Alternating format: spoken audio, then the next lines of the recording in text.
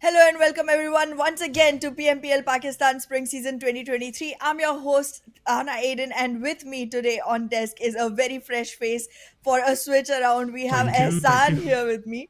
And well, Ehsan, how are you feeling this fine evening? Yeah, so far you can say that it's evening is pretty much about to be like 3 hours before midnight, but feeling fantastic, pretty excited for the day. And PMPL Pakistan, as we all know, is just spiking up every day. The action is spiking up, and teams are feeling themselves, and that's the reason why I on the desk also feel myself. It's pretty enjoyable to see all these teams performing like this, and looking forward to the day so far. Absolutely. Well, we'll just take a look at the overall schedule so that we know exactly what is going on and where we are in this whole journey. And today is the fourth day. 25th, yes. Yeah, Yep. fourth day of league stage week one. And we have just one more day remaining for this week. And after that, we get to see tomorrow the last match of bonus, which is on Weekendy. Yeah, it's been a long time since we, Yeah. have seen all these teams playing on Weekendy. So it'll be a fun thing to watch, and especially it will be a big treat to eyes of many. The ones, that are old fans of, especially all of these teams that are playing in this PMPL, and that, the new talent that is coming up, especially in this PMPL, teams like Seventh Element, Team 141, and teams like Negative Esports, would like to see what they have prepared for that particular match. But for that particular match, I believe so they have to qualify in, top 16 or at least top 12 teams to play that bonus match. But moving forward, guys, we have this big number on our screen. This is total prize pool for PMPL Pakistan 2023, and the distribution, as we always discuss.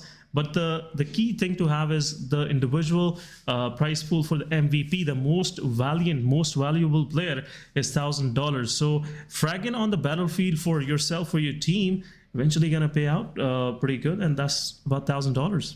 Absolutely. And well, we do want to see which player comes out on top here, because right now this position seems like it is having a lot of contestants that are trying to eye for the Yep. MVP position. Exactly. And well, we do have a $1,750 for every single team in the league stage as well. So that's like a humongous prize pool nonetheless.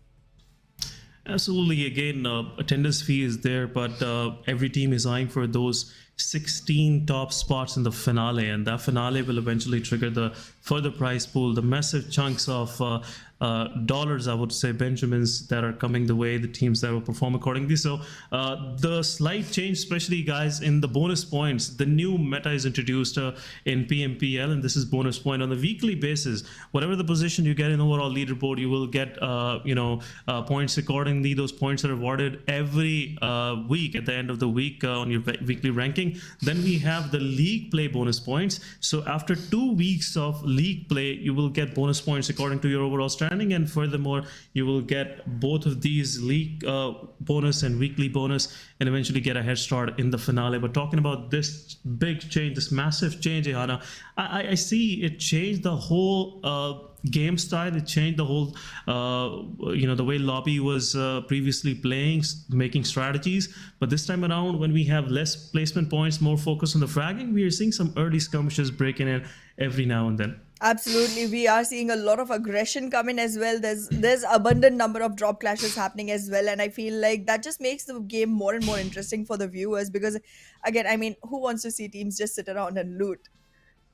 Yeah, the changes happened over last 2 years, in especially the point system, were more of something in demand from the audiences. Audiences don't want to see these players roaming around for 20 minutes and eventually the fights breaking in, and you have no idea which to cover, which to not. So now, where we have this system where it is more focused toward fragging, so teams are not wasting time, they're taking their chances, and eventually some of them are getting value out of it, some of them are leaving for the lobby, discussing what they where they went wrong. So I'm pretty much liking this, because this way you have a fair chance. If you have good fragging power, even you get eliminated earlier, still you will have a fair chance to get like average of 8 to 10 points. But talking about this overall ranking, guys, Seventh Element, they are not slowing down. They have pace, pretty much picked up the pace on day 2, and continued it further on day 3. But on the second page, especially 17, 18, and 19 and 20th place, and I see like these teams are struggling pretty bad, and it's not good to see Team Star down there on 19th spot.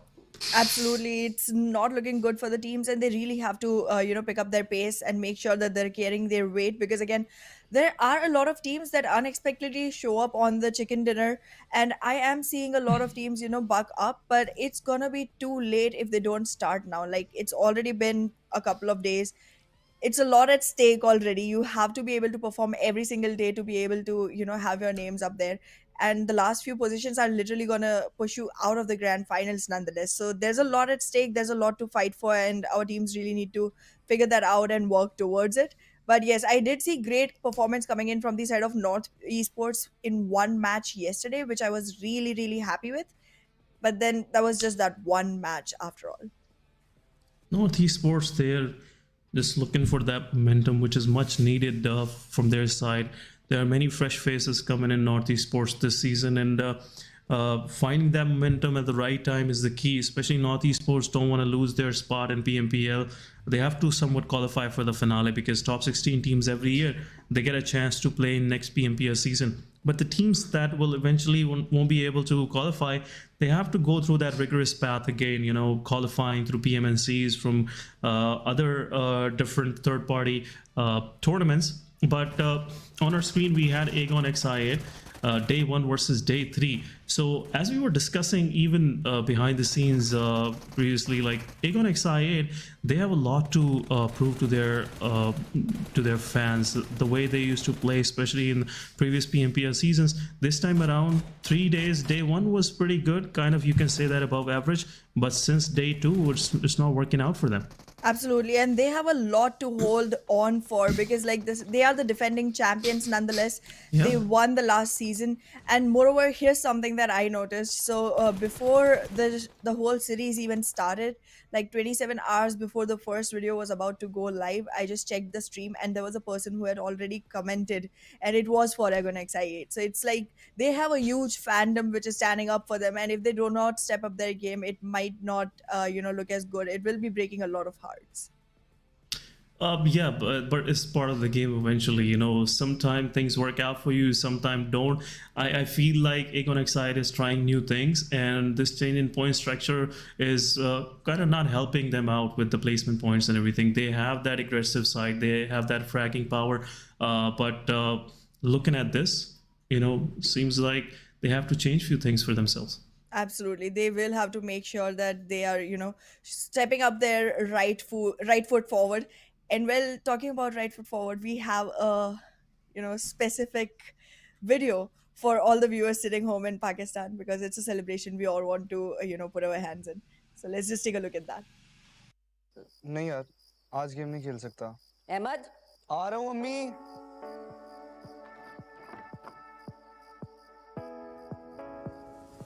हाथ बढ़ाने से, साथ निभाने से, उम्मीद बांटने से खुशियाँ घटती नहीं बस बढ़ती है। वही देता है वही सुनता है जब भी दोगे तुम सदा।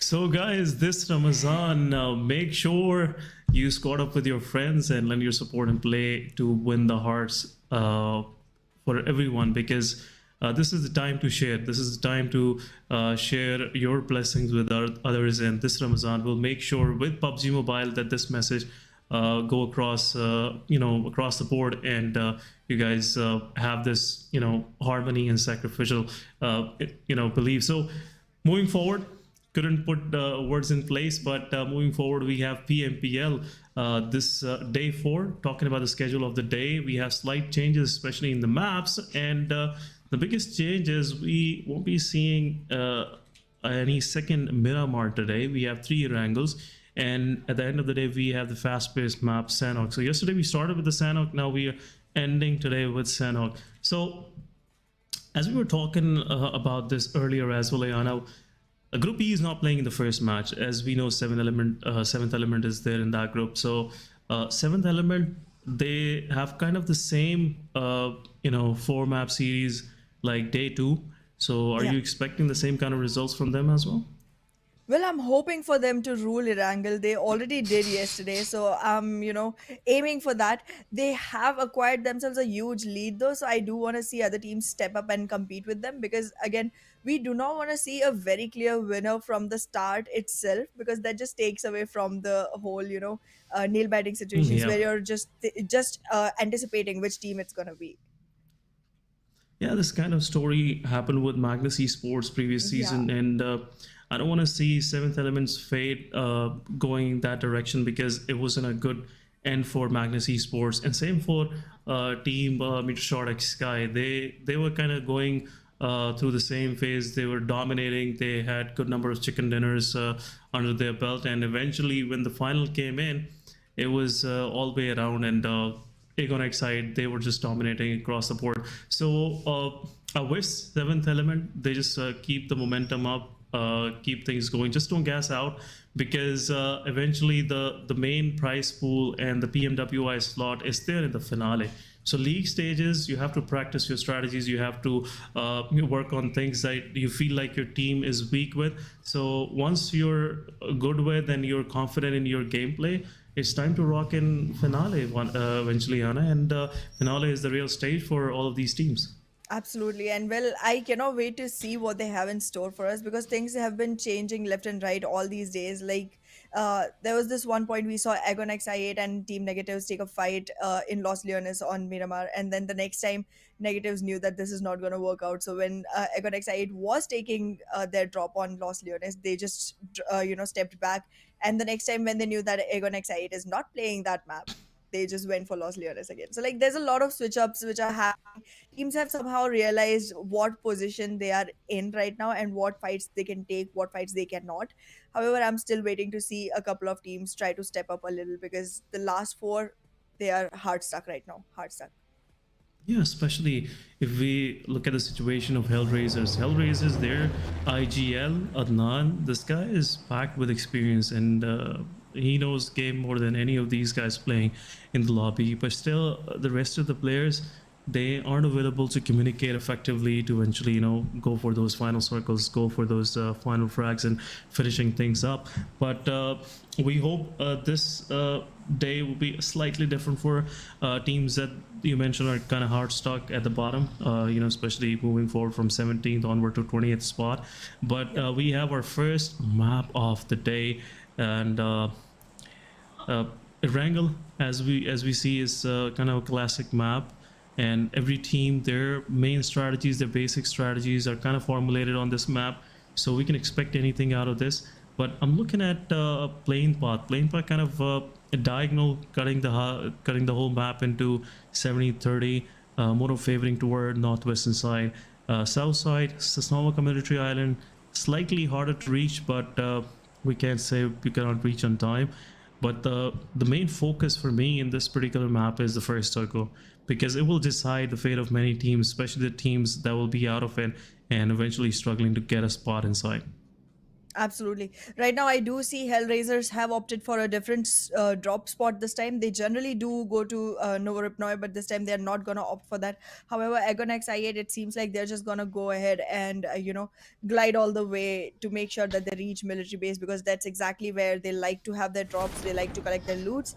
And well, the circle is definitely going to favor them, but I just feel like it's going to be way long before they're able to hit the ground.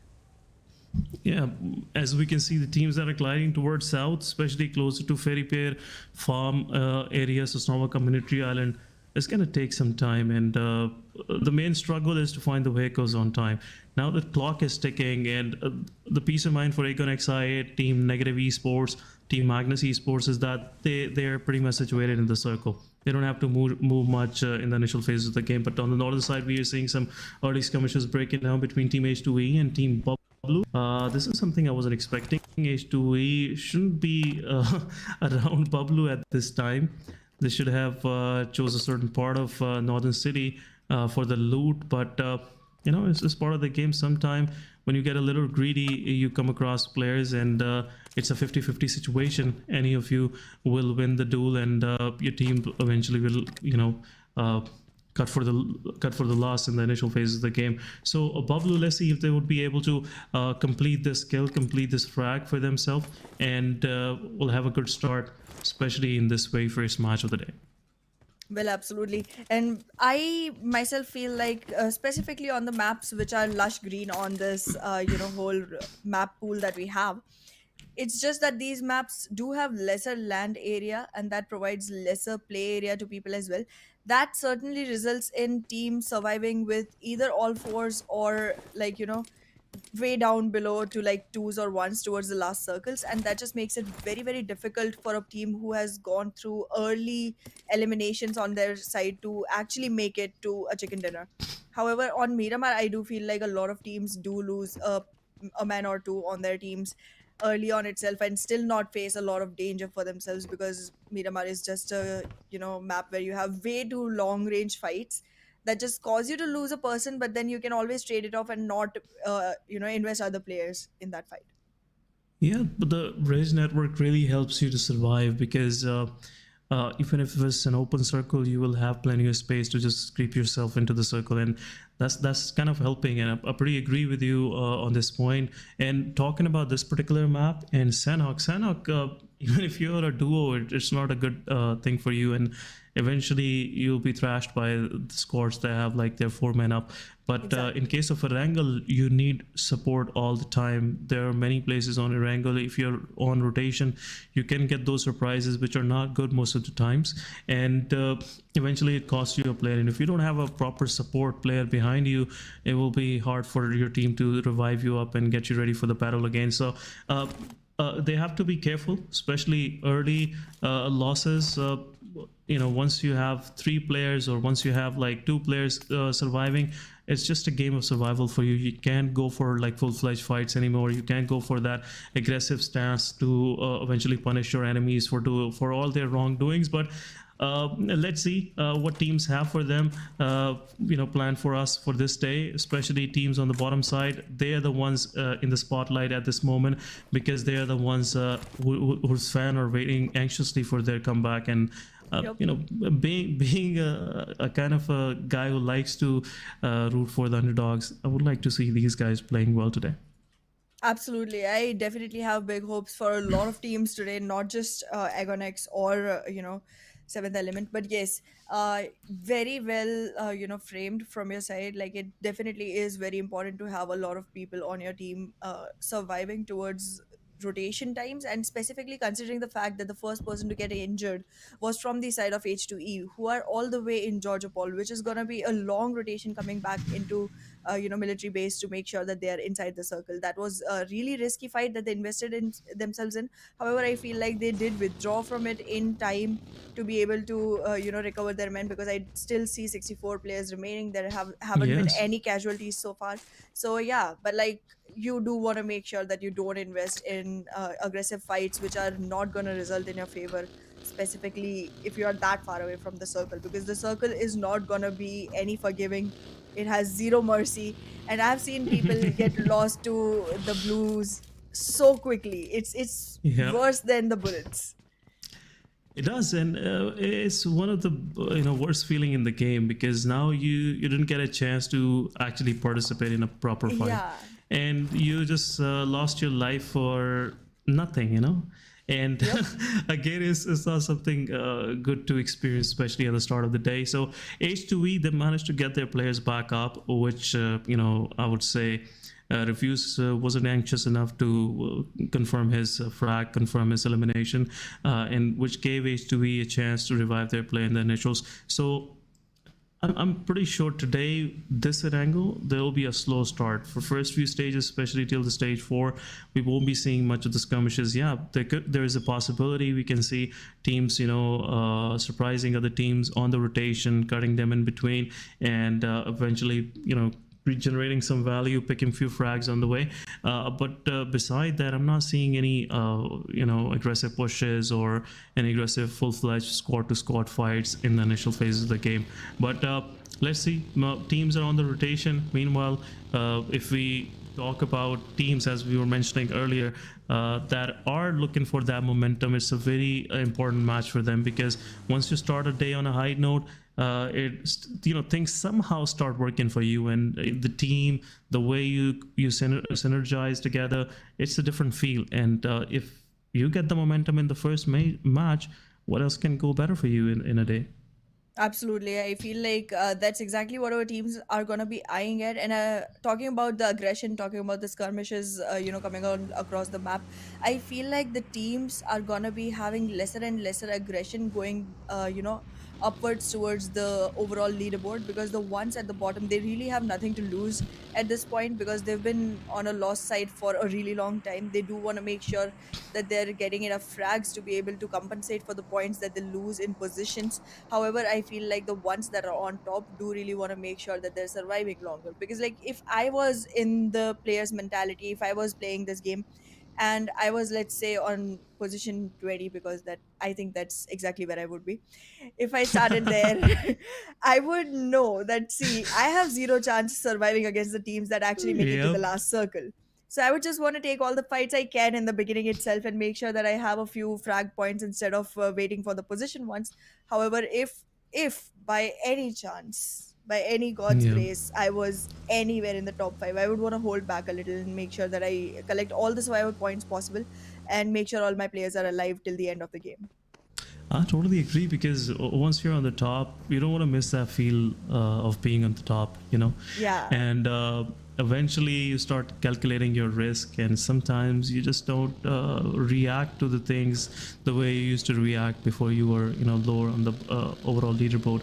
But as you were mentioning, I don't think so. The kind of mentality HR has right now, because HR, what they have experienced in the past for themselves, this is a worse experience for them, and I don't want them to be there for a long time, because this way it will eventually translate into their fights. They won't have confidence to go for those 4 versus 4s, and it won't look good on them.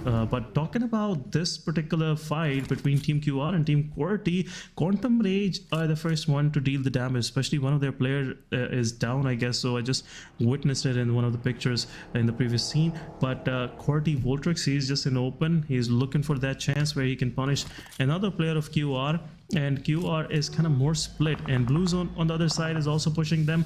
But kill feed, we have TG Sad Boy taking one down from Negative Esports. Team QR Spark is on his knees, and I believe so the kill will be confirmed, and there is no chance that Team Q are gonna revive both of these guys. Senior is also down, and Team QR is losing 2 of their players on rotation, and we have our first elimination of the match as well. So Khan, previously Top G, now he's OG69, and he is making Team QR to pay for cutting in between their rotation, and now QR is kind of in a handicap situation. But on the close side, we are seeing TFD rotating from the same side as well. It's kind of a risky play for Team TFD, I would say, because seeing in the past, Team QWERTY is way better playing on this Potato Hill section, especially the southern side of the Potato Hill. Absolutely, I do completely agree to that. And well, it would be bold of me to go ahead and say this right now, but I'm just gonna do it. The fact that Quantum Rage already lost 2 players, that just means they are not making it. Even if the opponent team has like only 2 players remaining, even if they make it to the last circle, Quantum Rage isn't making it, because that's just something I've noticed about this team.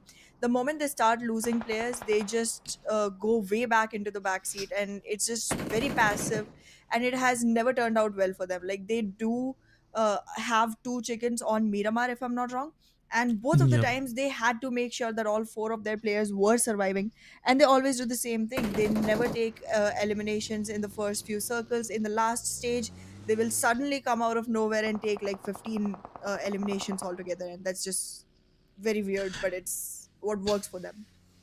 Yeah, it does work for them. And QR, their team like to play as a squad, and most of their successes, as you mentioned, come through when they're 4 men up. They have 4 of their players surviving. But in the kill feed, we are seeing Team TG versus Team Freestyle. On the other side, Team Aegon XI8, they are pretty close to getting to a fight against Team BABLU. That utility will just deafen Team BABLU for a while, and this will give it a chance to Aegon XI IGL Uzum to escape to rejoin his team. But on the other side, these early skirmishes we were expecting, but now giving out this kind of an aggressive stance to Team Aegon XI, now they're gonna wait for them across the bridge, and Team BABLU, I'm pretty sure not going to take the chances of crossing, but in the kill feed we are seeing those casualty happening. Team QWERTY versus Team Star. Now Team QWERTY is just stucking themselves in between fights, especially we saw against Team QR. Now on the rotate a few players from Team Star as well, which is not a good scene for Team Star. Team Star, the ones they're already struggling and losing their players in the initial, not going to work out for them now. But on the other side we have Vortex versus Miracle and Top G versus Team Star Destroyer. So Destroyer on the other side taking down Team QWERTY's Top G. Team QWERTY already lost 2 of their players to Star. They have those 3 kills in their backpack, but Volters is the final player surviving, and now this is the time where Star is going to capitalize. One player is down, Zyroge is down, and Miracle will eventually take one down, but Hunter stealing that kill, and Team Star, their elimination got snatched right in front of their eyes. Another one down. Goldtrix getting the kill of Zyroge, but it will also take down the final player of Team Star. And yeah, we have to say this, the final player just lost his life to the play zone. This is how brutal it gets when there is a third party in between. But yeah, 2 of the teams leaving for the lobby in just a few minutes of start of the game. Absolutely. I mean, this is exactly what I was talking about earlier in the game as well, that you really have to respect the zone. It literally shows zero mercy, and there it was, like Star did get a save, like they did get a chance at life again once Team QWERTY was eliminated, but then the zone just struck onto them and they could not survive. So it's just like, I mean, you could have all the help you need, but then you cannot fight the zone. You cannot struggle through it if you have low HP. You need to make sure that you're not getting stuck in those positions in the first place. However, looking back at the map, it feels like Aegon X8 is not sticking to the map and guarding the bridge anymore. Yeah, I did feel like that was going to be one of the places where they are going to be able to collect a few frags for themselves. They generally have a very good strat at holding the bridge. They do have people watching the bridge, but then they have people watching the person watching the bridge, which is like a very well made strat. But then the fact that the zone has pushed them out of that zone, it just makes me feel like they are going to have a harder run towards elimination counts. Yeah, this time around, this shift especially is gonna dictate a lot for Team Aegon XI. They have to move fast. They might be able to pick few frags, especially on Team Magnus, as we can see in the mini map. But eventually, they have to move toward the likes of Team TG, Team BABLU, which are pretty much occupying the premium locations in the center. Negative Esports, I must say, all the kind of strats these guys are pulling, they are right in the dead center, and they have a fair chance to survive. Now, if they eventually not lose most of their players, they can make it to the final circles. But seeing the situation is getting nasty for most of these guys out there. It's getting tough for them to hold on to their positions, because every now and then there's a new neighbor coming next door, and things are not working out and things are not going well. And as we can see, this particular shift, it made few teams to just jump in the water, which is not a good sight and good place to take a fight from. And that's what Team Aegon XI is taking much of the value out of. We see Magnus Esports, the final player, surviving. Foster, I believe he's also knocked out. He will bleed out eventually. But let's see how far Team Magnus gonna go. And they have denied all of their kills. There you go. Magnus is out of the game on 13th spot, and Team Magnus, without even getting a single kill, leave for the lobby. On the other side, Team HR also struck in the water. So yep, Team Freestyle and Team Aegon XI, they decided to fish for those kills. Well, absolutely they did. And well, freestylers do need a lot of help right here, because 1, they're fighting the zone, 2, they are struggling on the leaderboard as well. Even though Aegon XI8 has dropped down quite a bit, I feel like they do have the potential of coming back up soon. So let's see how that goes. But yes, this is gonna be a death call for North Esports. Yeah, Northeast Sports, Aegon XIA dealing some knocks on Northeast Sports, but the kills are going in the tally of Team TG. The grounders are picking those kills, but NES leaving with two of their players pretty split up. I believe it's time NES Arif will eventually get knocked down with the utility being traded from the players of Team Aegon XIA. Aegon, it's time to push forward, and there you go, the final player. Iron already been taken out, and Arif was just brutally, pinched under the car, and it's not a good way to leave, but this is how it is. And Team Aegon XIA increasing their kill tally to their elimination tally to 5 for themselves. 5 points in the initial of the game at stage 4 only. We still have to go 5 more zones, and having this kind of numbers eventually show that Team Aegon XIA will aggregate few more for themselves. But 3x, they have 7 in their backpack, another one I believe so. Come back, getting more and more value out of water. We saw Freestyle picking few kills on HR, but now Team 3x, they have 8 eliminations in their backpack, and possibly one more. The guy who is already in the waters, in the deep waters, I would rather say. Yeah. There's no way of coming out, but there you go. Another one down, Team HR. They were just waiting for that right match, right time, but it's not happening yet.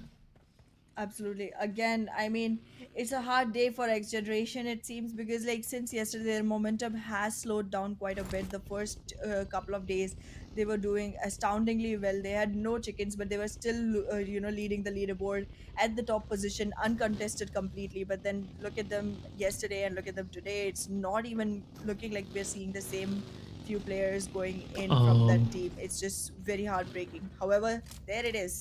Aegon XIA, as you said, they are going on collecting more and more frags to their name, and that's going to be the elimination of the grounders completely off the map. Yeah, the final player is out, but I would really appreciate how Team Tough planned everything out for themselves. They are coming in late now.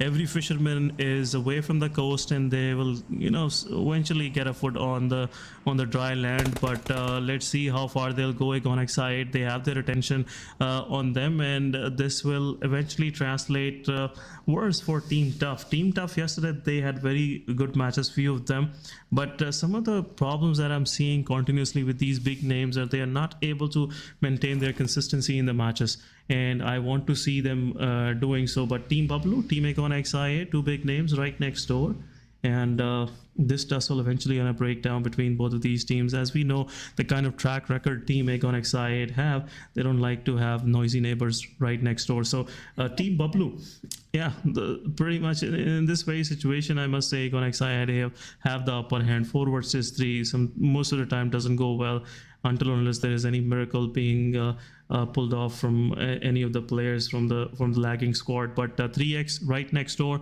if the skirmish breaks in, if the fight breaks in full-fledged, more of 3x and Negative Esports will be getting these kills from Team BABLU and Team Aegon XIA. Absolutely. But however, I do gotta commend Negative Esports and HellRaisers to actually make it to the top of the leaderboard, at least for this match. But again, they do not have any frag points to themselves, and it doesn't seem like they're going to be able to collect any either, considering the man count that they're running with. But yeah, the more they survive, they do have a shot at least collecting the placement points that can help them bump up a little, because these teams are lagging way far behind, as we saw earlier. However, 3x finally showing up again into the game the way they used to, with complete aggression and complete control of the game as far as their gameplay is considered. However, Aegon XIA and 3x seem to be the topmost contenders, not only on the board, but also according to their history in the games. Look at this. And well, yeah, exactly. You were right to say that. Neighbors, we are coming in. This is on the right side. Palak taking down BABLU Pen. It's a 2v3 situation. Another one possibly going down. Teen Wolf trying to get some value with this DP28, but eventually won't be helping. 3x joining into the mix, and that's where we will be seeing the demise of Team BABLU eventually losing out all of their players. But in the process, third party taking down one player from Aegon XI8. Falak, the front end fragger, is out of the game, being flushed out properly. But Negative Esports versus 3x, that backstab we weren't expecting, but this time around Team Aegon XI8 and 3x, they are just finishing up with their with what they started. Negative Esports is out of the game, Team BABLU is out of the game, and we are down to last 5 teams, 12 players remaining. And still, I'm seeing 3 players of Team Tough trying to look for that dry patch for themselves, step up and start joining the battlefield. But it's gonna be slightly late for themselves to show up to the party. But the 3x on the other side now ready for Aegon XI8, and this time around I must say Aegon XI8 have that upper edge. Once if any of the players of Team Aegon is down, is done and dusted for them, and that's what we are seeing. Team 3x are buff, taking down Uzum. So it's 2 versus 4, and 3x possibly is the contender to eventually win the chicken dinner in this particular match. Iana. I do believe that completely. HellRaisers have been eliminated as well, and I feel like Tough is not even playing the same game. They are literally playing Mermaid Simulator, if I'm not wrong. Yeah. I mean, they've been swimming since a while. While. Yeah, pretty tough swimmers, I must say, and that's what we're seeing in the picture. Absolutely. Those limbs gotta be strong. Very strong. And well, right now it looks like the aim from the side of No Comeback is super strong. They have already managed to make dead. Yep, and that's we're seeing Aegon XI, final player, is leaving for the forest, leaving for the woods, and there's no way to go. Blue zone is eventually gonna creep into the mix, and that's where things will get worse, and you will eventually die for nothing. But I believe so. Team 3x, they will go for that witch hunt and will capture Aegon XI8. IQ, the final remaining player, things can turn around. This guy can eventually strike back and make things different for Team 3x. If 3x lose either of their players, this will be difficult for them against Team Tough. But while I was mentioning Team Tough, the mermaids are out of the water. It's time for the sailors to pick few of them, and Team Tough, Thor is on his knees. Edgar is the final player surviving, and we are down to last 9 surviving players. Edgar, final one standing from Team Tough. Dogger is on his knees. Aegon XI8, we are seeing solo survivor IQ, but IQ tried to just capture anything while just leaving for the lobby, but no comeback. Said that's not a good idea to start with, and eventually taking down IQ. So top 3 teams, we have Team Tough, Team XG, Thor on the other side taking down Kira. 3x just getting another knock from Thor. Thor have a very good position, but this position is pretty compromised. Zarbaf and Cairo, both of them are looking their way, and on the other side Edgar also down on his knees and is pretty open. We can see it is for Team 3x just closing it out, and now Thor is also taking damage. Psycho is also in the picture, which can eventually play a role in backstabbing. But yep, tough swimmers are out, but we have one of them which is way tougher than all of them, and that's Psycho. Final survivor. He will come up, give his ghost to the players of 3x. 1 kill confirmed, while the guys waiting for the revive. Psycho will pick one for his team, and XG with 6 placement points, 1 elimination, I guess so, 2 eliminations because they picked 1 player from the start. They have like an average 8 points match for themselves. 3x winning it handsomely with 16 eliminations in their backpack, and that's what a kind of an ideal start every team look for at the start of the day. Absolutely. I feel like it was long awaited from the side of 3x. They were doing really good a couple of days. Yesterday was a bad day for them, so this was a good way to compensate and come back in the game for them. However, Psycho, I guess he is still going to be spotted by 3x itself and turn their elimination numbers all the way to 17, making it a 27-point victory for them. And there it is, exactly that. This guy was playing 100%. This guy was playing it then. But yeah, 17 eliminations. Winner chicken dinner goes to Team 3x. I would say 3 times. Yep, 3x, 3 times, whatever you call it. But that's the winner chicken dinner for the first match of the day. And the young talent just putting their banners up. And the first match is aced by Team 3X. Handsomely done, pretty clinical performance, I would say. And this match, especially these 27 points, will boost 3X position up to the second spot, capturing it from Magnus Esports, which lost all of their players while rotating to the military island. So look at these happy faces, I must say. A good combination. Previously 3X, they were struggling with few things, you know, the finishing touches, but this season 3X, they are just feeling themselves. So guys, we will be leaving for a short break. Don't go anywhere. We will be right back.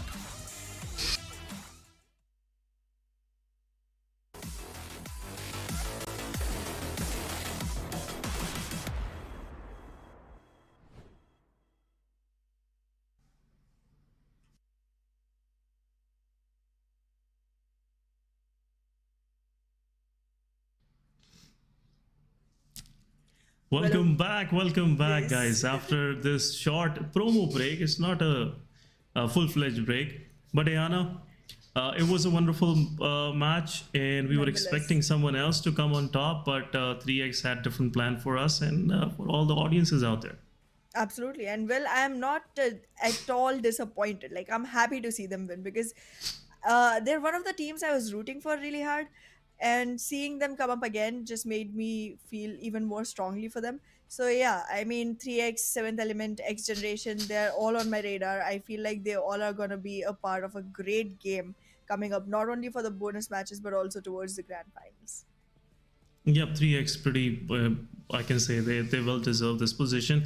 And since day 2, things weren't going well for them. But at the start of the day, if you get a chicken dinner, the confidence is skyrocketed already. And Absolutely. now let's see how they will carry it forward in the coming matches, because we get to see these, especially talking about Erangels. We have 3 Erangels today, so there's a fair chance for 3X to grab another chicken dinner on the way till the final match. So yeah, just again, as you are rooting for them, now I'm also in the same carriage alongside you, and we are rooting for 3X. But the way 3X did that third party in BABLU versus Aegon Excite fight, it eventually fortified their position to eventually go for that chicken dinner. But talking about the MVP, we have Miracle, no comeback, with the 6 eliminations, 938 damage, only 375 healing done. I guess he got knocked out like twice throughout the game. Then 5 assists. This is a big number. While with 6 elimination, he managed to give 5 assists to the team as well, with 6 knockouts and 24 minutes of survival. So we didn't see the 9th or 8th phase of the game. So the moment things turned towards the Sanhok military island, that's where everything started falling apart for most of the teams that were on the main island, I guess so. Absolutely. And I feel like I was actually, expecting Ionic to win this one out because, again, military base is their drop location, and every single Yeah. time the map has favored that, circle area. It has always been a southern circle on Erangel since yesterday. Not once have we seen a different thing happen on that map. They still managed to not step up. However, pretty proud of the ones that did.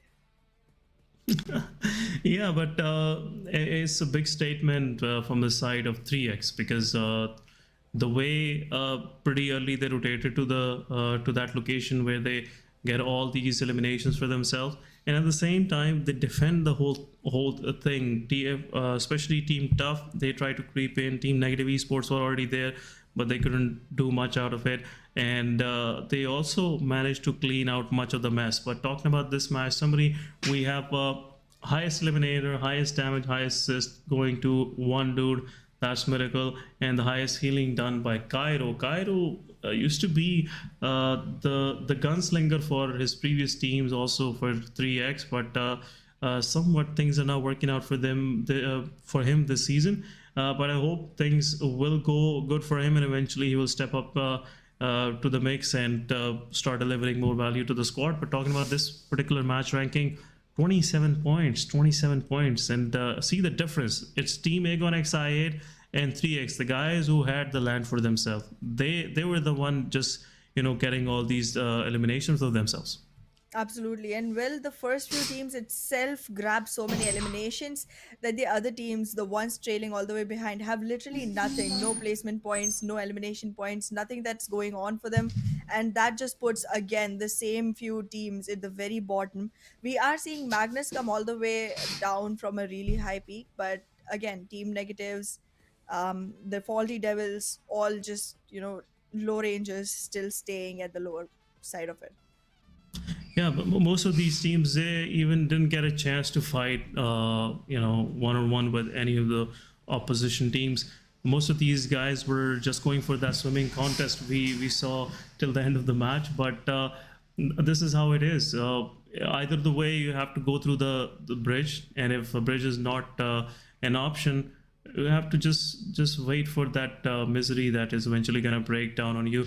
But let's see what of this match, what kind of effect we have after this match on the overall ranking, because we saw after the win of 3x is now on the second spot. But what else we have to see, especially Magnus Esports, just 3 points beside 3x. That's not much of a difference.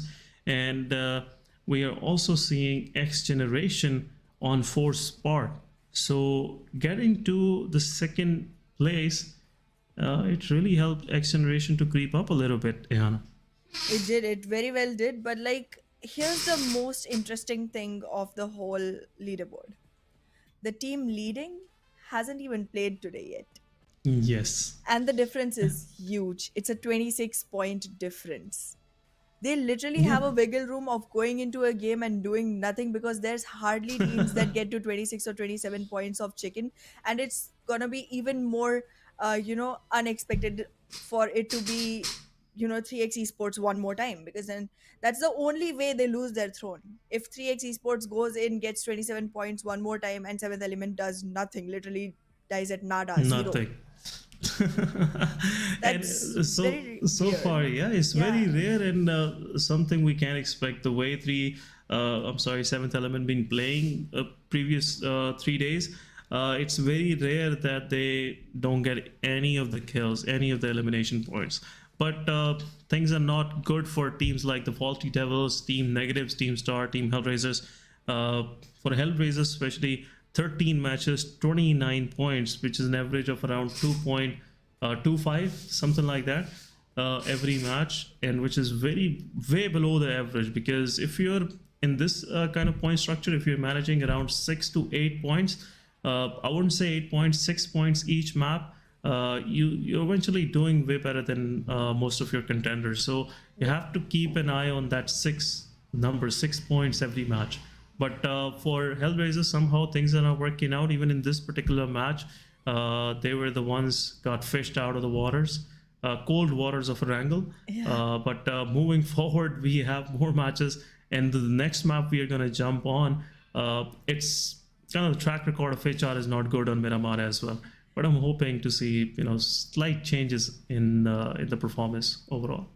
Yeah, I mean, a lot of our teams were swimming for a really long time, so it's only fair that we send them all the way to Miramar to dry themselves up, because hot Yeah, it's desert pretty for out them. there, yes.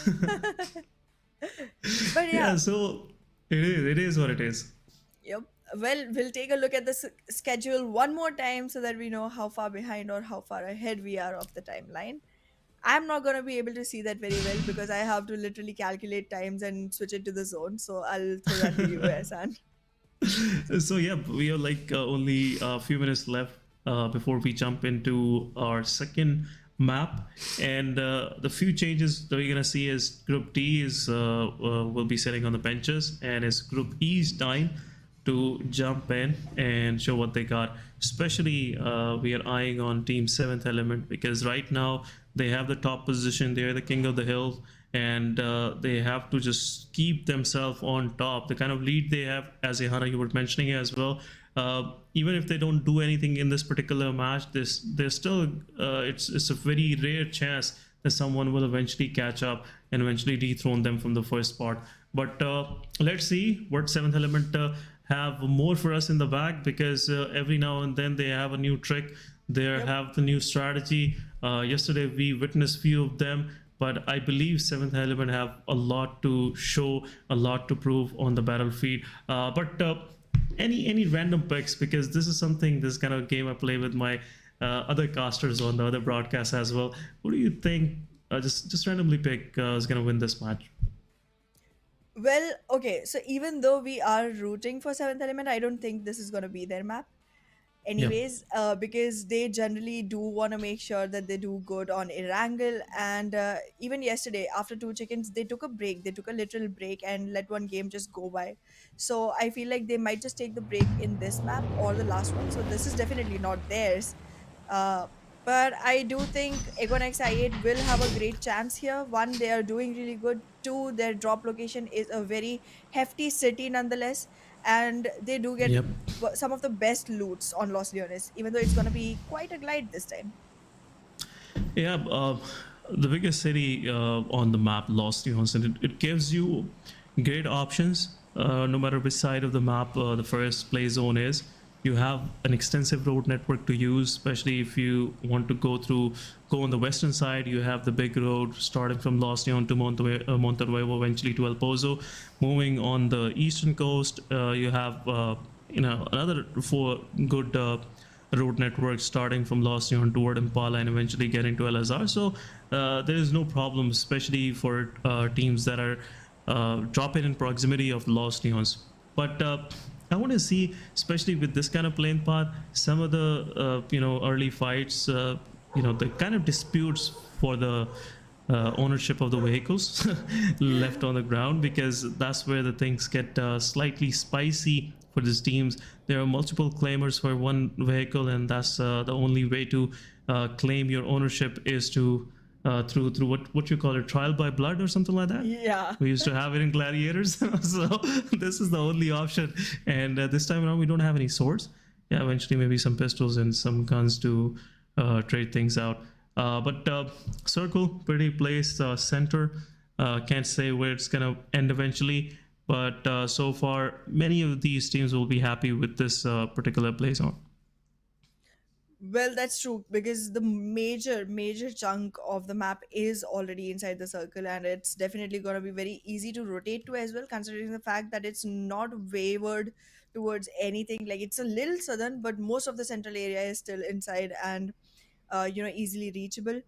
I feel like the teams going all the way to La Cobreria or Campo Militar, they are the ones where I could have expected a battle for the vehicles, but it just seems like they're going to be solo teams, so it won't matter that much. But here it is, a drop clash between 141 and goodness. 52 Esports. It happened yesterday as well, and a couple of teams came in for the third party and the fourth party. Let's see how many they attract this time. Oh, good one.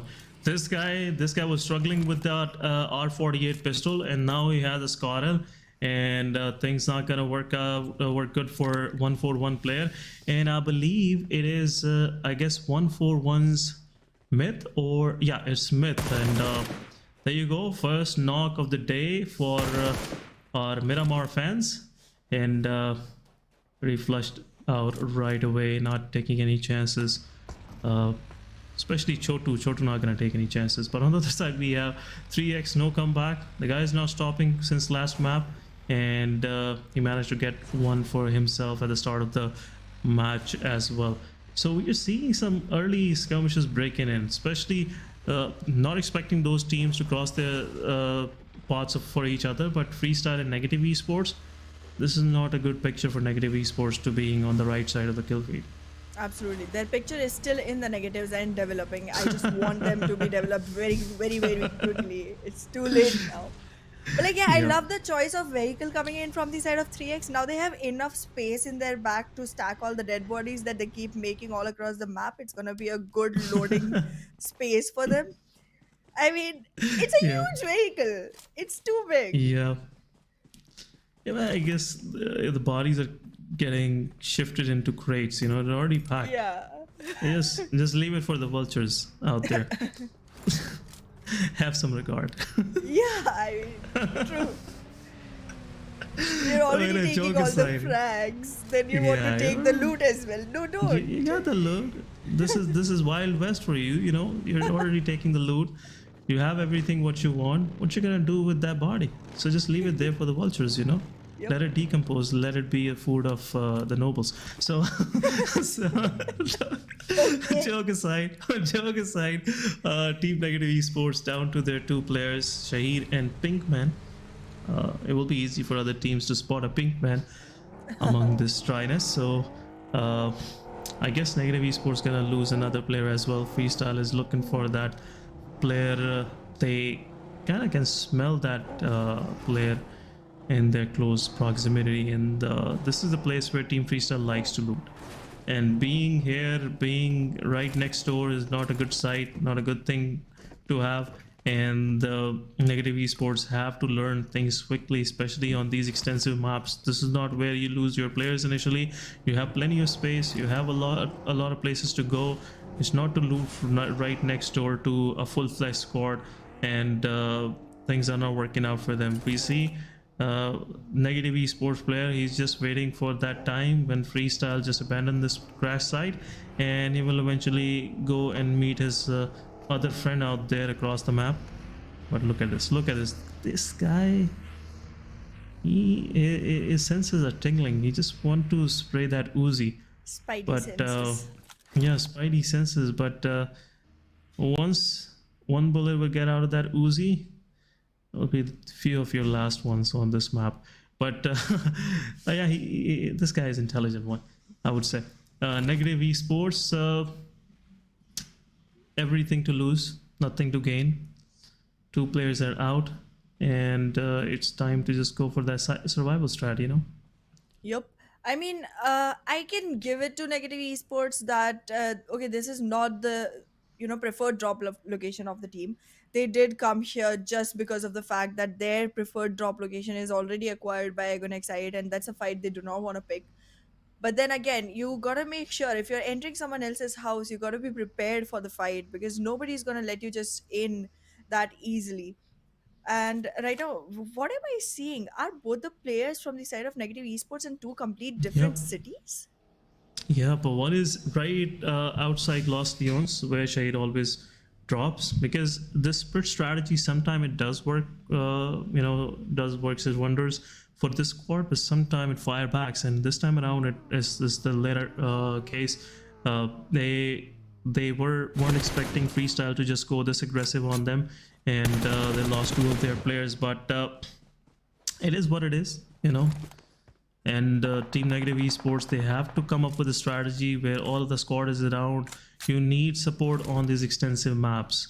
You're not Thanos or something like that. They'll just vanish people with a click or something like that. But you have to be around your guys so they can support you if you fall on the battlefield. But Negative Esports being split up too much, this thing is costing them a lot of bodies, early losses, eventually minimizing their chances of winning the match. Well, that is true. I mean, I feel like the man count is not really mattering as much, specifically when talking about Negative Esports, because even with the man count, they generally do end up not winning the match. So like, if your match winning chances are already 0, how low can you go? But in any case, you are right. I was just being too harsh for a minute, but I Yeah. feel like if they do hear this, they might get the will to Sometimes, actually just sometimes prove they me need wrong. it, Yeah. yeah. So I hope this works as a motivator for them. However, in the Yeah. current situation, finally Just to the prove. 2 separated brothers get to meet each other. Yeah, this time around is Shahid to come and pick up Pinkman. But yeah, this could be a motivation, just to prove a complete stranger, wrong for themselves. But yeah, but joke aside, we have our first shift coming in, and this time around it's kind of more concentric near Chumacera and Picao, and Team 52 Esports, they're already there. It's not much of things to move around, and not much of to move out. But look at this, when you have the bad luck, nothing can change things for you. And Pinkman being picked a while ago, and now he is getting dashed, flushed, and out of this game. On the other side, Team Negative Shahid, he just abandoned the vehicle at the right moment, because eventually he would have been consumed by the flames. But Negative Esports, with the final player surviving, XG will go for that player. It will try to get that frag as well. One more point. Nobody dislikes it. Everybody loves to have one more extra frag for themselves. It just boosts up your confidence at the start of the game. But the Negative Esports, I believe so, it's done and dusted for them in this particular match. They have to come up with a new strategy. Yesterday we saw a very good strat from them in the match, which team QR eventually winning the match, but they survived for pretty long, eventually made up to the top 5, had good numbers in their backpack, and had a very good match. But if you keep on losing much and winning less, it's not a good sign. Absolutely. However, I am pretty impressed by the positioning held there by you go. 141 official. They're doing a great job. They have a very high, compound to themselves. They're able to take a look at a lot of teams from there. They have their eyes at one player of Agonix I8, and alongside they have one whole team around them that they're able to scan through. So if they time it right, they might just be able to get a good number of frags to themselves, which might help them climb up a little. Because again, as we saw today in that comparison from day 1 to day 3, it didn't look good. So this is their chance to make up for whatever they lost in day 3. However, right now Aegon XI8 has their focus all the way towards 3x. Yeah, 3x, the ones who changed the course for them in the previous match. But this time around, I still feel like if they're gonna go into a full-fledged fight, they have to be close enough to each other, because this kind of formation, the script can be repeated again, because in the previous match we saw Falak going down, the first person from Aegon XI8 eventually didn't work out for the team to survive for long, and that's where Team Aegon XI have to realize that their strength lies in being together as a squad, not to split up this much. But as I said at the start of the day, they are trying out new things. Some of these things are working out for them, some of them are don't, but it will eventually get late. They have to step up again. They have to just grab their deserving position, which is kind of in top 3, and just give a run for the money for 7th element. Give them a run for their money. Otherwise it will be just a kind of monotonous tournament for everybody, just few teams dominating and rest of them just waiting for themselves. So talking about this particular situation, we have XG against Team Freestyle. We have drop shot with DBS, shotguns, wonders we have seen in the past, but Tug moving this forward, especially in the open area, won't be a good sight for him if he gets in the line of sight for Team Freestyle, the other players. But drop shot, he has to regroup, and that's where XG will move slightly forward and can eye on the movement of Team Freestyle players. I was expecting this to break down into a full fight. Yeah, go ahead, please. Absolutely, I felt the same way, but then Freestyle not only fell back, they also split up quite a bit. So I do feel like they are having one man watch their backs, but it's still not gonna work out, considering the fact that you're not facing a very mid-level team right now. XGeneration is one that has claimed the whole throne for a really long time, and yes, there they are charging in with full aggression. Yeah, Plalu have to leave the place, but how far he can go? Team Freestyle drop shot is the one who is just holding this side for now. Black is slightly away from drop shot, won't be able to give much of the cover, much of the support, but there's utility being dumped by drop shot, and Fazio on the other side getting flushed by the players of XG. XG with 3 eliminations in their back, right? Their confidence is up. Now they're pushing forward. Shamir has no idea. It's the other room around, and the timely push of XG Hunter saved the life of Shamir, and now Freestyle is down to their last player. Goku is also into the picture. Even Freestyle Black couldn't, be a prey to Team XG. Eventually QR Goku bot will confirm that kill, and Freestyle will be the third one to leaving this match. QWERTY in the midst of this fight left for the lobby without even getting a single point. So Freestyle down to the final player. Blue zone is also pressing in, and that's where Freestyle Black have to decide which way to go, and I believe it's way of being defensive and eventually losing his life on the rotation. But TFT versus QR have a good position in the circle, and TFT on the other side just looking for somewhere to hold on to. Absolutely. QR does do miraculous things out of nowhere, specifically on the map of Miramar, as long as all four of their players survive. And currently, they do. They all do. So it's going to be a beneficial one. And they would want to make sure they do not lose any of their players to make sure that they're able to take the chicken home. Because what good is a meal if you're not able to share it with all the players of the team? But yes, I still feel like I am most impressed by the performance of Team Star right now, because not only did they get themselves the elimination points, they also made sure that their position points are going to be a little better by making sure they were able to eliminate a whole squad of the map. I mean, I did see Team QWERTY getting eliminated, but then when I took a look at the kill feed, I was like, wait a second, they got eliminated all right, but they got eliminated by Team Star. That's huge. Yeah, it's a good start for Team Star, and these kind of early fights, they are much needed by Team Star. And if Team Star is getting value out of these fights, getting some eliminations early on, this will really help them out. But TFD, Saf is down on the other side by QR Healthy, but Team TFD now losing another player, and Freestyler have to knock out Senior if he wants to save the life of Izzy. QR on the other side, they are pushing forward. QR, two of their players are down. TFD also have two of their players down, but it's a 2 versus 2 situation. Healthy pushing forward. He would like to give no time to the players of Team TFD, but he's looking at the wrong direction. On the other side, Team TFD Leon taking down Spark as well, so it's healthy. It's a 1v3 situation, and if Izzy gets up on time, it's a 1 versus 4 situation, 2 versus 4 situation for the squad of Team QR. So now it's time. TFD pushing forward. Team Star is also in the picture on the back hill, and this can get into a third-party situation pretty quick. But QR, they are disengaging from this fight. Healthy is also out of the mix, and Team TFD, after taking some of the frags in this fight, they're leaving for the warehouse for a safe space, just to rejuvenate, just to re-energize themselves for the next fight. Absolutely, they much require this reset. And well, Team QR is still gonna be on the lookout, but are they gonna be able to spot anyone? They are seeing the vehicles soar by, but GokuBot is not gonna invest into the fight. He knows he's lost all his players. He's the only one surviving, and that's not looking good for QR. And as I said before, once they start losing players, it's game over for them.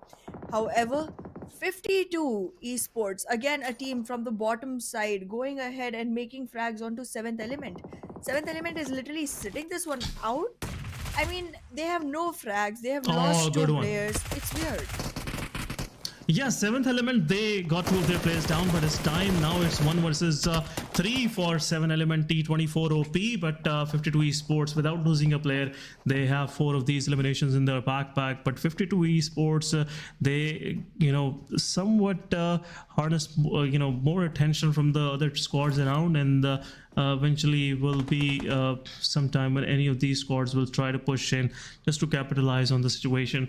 But in the mix, we saw Team QR's final player GokuBot eventually getting eliminated, and this frag also goes into the backpack of I believe Team Star. And Team Star with 6 eliminations, right on top of the table. Right next door to them is Team 52 Esports. They just got their player revived, but XT on the other side getting few knocks from the side of Team Star, I guess. So 3 to 4 teams, they are in the same locality, which is not good, especially in this stage of the game where things are getting slightly more packed in for every squad.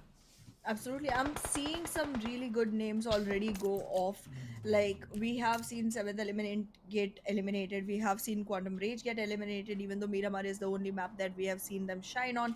However, Regicide survives alongside Team Star, 52 Esports, and Freestylers. I mean, okay, Freestylers does not really have a shot, it's just one player alive, makes sense. But still, Team Star and 52 Esports, they have enough number of frags.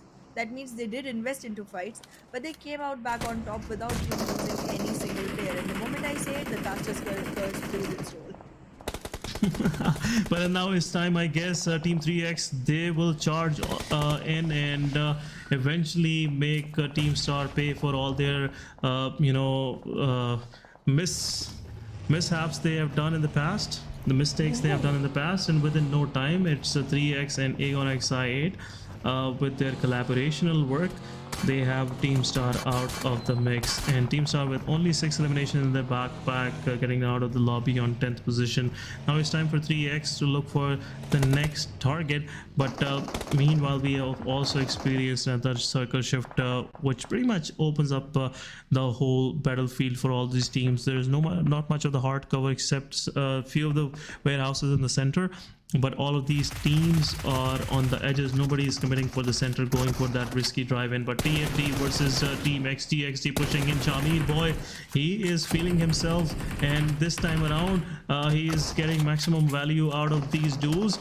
Team Aegon Excite also want to join into the fight. They like to be in part of the party, but TFD on the side praying for that peace of mind for a while so they can revive a few of their players. But Freestyle Black on the other side getting eliminated by the side of Team XG. XG with 7 eliminations, 4 players up, and now it's time they will make the skill tally toward 8th elimination as well. Absolutely, and I mean, XGeneration, as expected, going really, really strong. 8 frags to their names already, and we are still gonna be seeing a couple of circles come in. And look at that, TFD is sent home almost. It's just Leon OP surviving from their side, and well, it doesn't look very optimal situation. He still has to make his way. From among a couple of teams, there's literally 3 teams around him. The moment he starts sprinting towards his goal, he's done. So it's gonna be a very sneaky play coming in from his side, and that's just gonna result in not many collectives of frag points. He's not gonna be able to secure any more elimination points, but the position points, however, can spike up now, because this is exactly the position where if you start surviving a little, you start getting more and more points. He's already at 8th rank. That gives him 1 point nonetheless, but the more he survives, the more points he can collect now. Yeah, but this recent change in this point structure is not helpful for the surviving guys. It's more toward focus toward the fragging for the teams, and that's the reason why we're seeing big numbers, huge number of frags by the side of XG, R3G. The teams, the ones that keep themselves busy and just eyeing around looking for the next target, they're the one getting the maximum out of it. But XT on the other side, there again I'm seeing they're feeling themselves, and now is another one, I guess. So Team XT Stuck will have Nightmare in his scopes. There's a Molotov coming in, but at the same time a utility being dumped as well, just as a safety for Team XT Thug. He's pushing forward now. 2 of the players are, their information is given out. XT Thug is the solo one here. RF trading out those headshots on XT Thug, but this will also bring more attention of Team Aegon XI8 into the mix. Another nade coming in, another following nade from the side of Team NES, and also Team I8 getting something out of this fight. Third party after third party, and is now XG Hunter the final player surviving, and within no time 3 of the players from Team XG falling apart from the squad, and now Team XGeneration is out of the game as well. So being slightly over aggressive doesn't work out in this kind of lobby. You have to pay respect to the others as well. But a very good run from the side of XG with 10 eliminations in their backpack. 10 points, I would say. 9 eliminations, 10 total points. It's a good match overall. But Team NES surviving after this fight. We have H2E also still in the mix, one of the most strongest contender of Miramar, and having their 2 players up, I don't feel like they are strong anymore. Well, I do feel like a lot of teams here started losing players pretty quickly into the game, and even though like 52 Esports was looking really strong for a really long time, and then suddenly they lose 2 players. Nice. Now they don't look to be holding as strong a position into the game. And well, Regicide, it's been a while. I've been seeing this team does survive quite a bit, but they do not make a name for themselves in the end. So let's see if that's the story this time. However, Aegon XI8, it seems like they have little competition left now, because there's hardly any team that can actually beat them if you talk statistically. Yeah, except R3G, I don't see anyone just showing up to the mix against Team Aegon XI8. But 3x, they are just giving again, I would say, the run for the money to Aegon XI8. The way Aegon is just kind of maintaining a low profile on the battlefield, just not showing up much. It will help them to survive till the final circles, but 3x have a different plan for themselves. There's been utility being traded out on both of the sides, and a close call for IQ, but IQ getting knocked from the side of NES. NES is also eyeing on that location where Aegon players are, and I believe it will be difficult for Aegon players to revive IQ on time. The guy is surviving. Mars confirming IQ skill, and Aegon XI8 is now down to 3 players. The moment we start talking about any team, the things start getting worse for them, but you know, we have nothing to do with this. You know, believe us, guys, we have nothing to do with this. We're not doing it. But yeah, are you doing anything? We're spotless. We're spotless. We did nothing at all. I'm a very nice person. I don't do shit like that. Yeah, we were just mentioning them. It's nothing more. You know, there is no curse being placed on them. But on the other side, Team 3X getting their first knock from the side of Aegon XI8. So both of the teams are kind of the same player count. It's 3 versus 3. But R3G, they have other plans for NES. They're pushing forward NES. Most of their attention is toward the side of Team Aegon XI8 and Team 3X fight. Aegon XI8 and 3X, both of these teams are kind of fighting for a good play area on the northern side of the circle, but on the south, R3G is claiming most of this land for themselves. NES is getting slightly harder for them to hold on, because now this is the prime location. R3G, they have no way other than this to go, and they have to push forward. And with this kind of intent, the way R3G been playing so far, I believe so R3G have a fair chance to give a hard time to the players of NES. Absolutely, and well, NES does have a lower hand here because, again, R3G is playing pretty well, and well, yes, just as you say, TFD has been taken out, and I feel like the situation is not getting any better for 3X versus Aegon XI8 either. I mean, from a long distance, is making life really difficult for 3X, but in the process, they have already seen their own teammate dead be on his knees. So let's see if they're even going to have the opportunity to go ahead and save him, because he's also going to be battling the zone in a few seconds. Good one, Kira. And well, yes, Kira does make sure that he is the killer he's supposed to be. Yeah, but it's 3X versus Aegon XI8, and Aegon XI8 losing in this very battle on Miramar, and Aegon XI8 is out of the game on the 5th spot, but 3X still surviving with 2 of their players. They have 7 eliminations in their backpack, but things are getting slightly spicy and bit harsh for these teams out there. It's open, it's less of the cover available. 52 Esports, they have a quality place for themselves, quality real estate, but the rest of the teams, they are just on their own in the open. R3G, they managed to get one of the houses, especially on a higher altitude, I would rather say, but R3G knock, he has to eventually join with the team. Blue zone is right on his back, but NES with 3 of their players surviving, they have the eastern edge of the circle. NES Nightmare in a very compromised place, but 3X is the only one, I would say, kind of posing a threat to the players of NES, and the only 2 players to just take care by NES, and eventually I believe so it will be easy for North Esports to clean the mess up on the northern side of the circle. Well, I feel like the victory, however, right now lingers alongside Regicide, because even if they do not take the chicken, there's going to be a huge gap between them and North Esports. Even if they get like a couple of frags, they're going to be way far ahead. However, I do feel like North Esports is already in trouble. They have attracted quite some attention towards themselves, already a knock in place. And well, look at that. Regicide already capitalizing on 3X.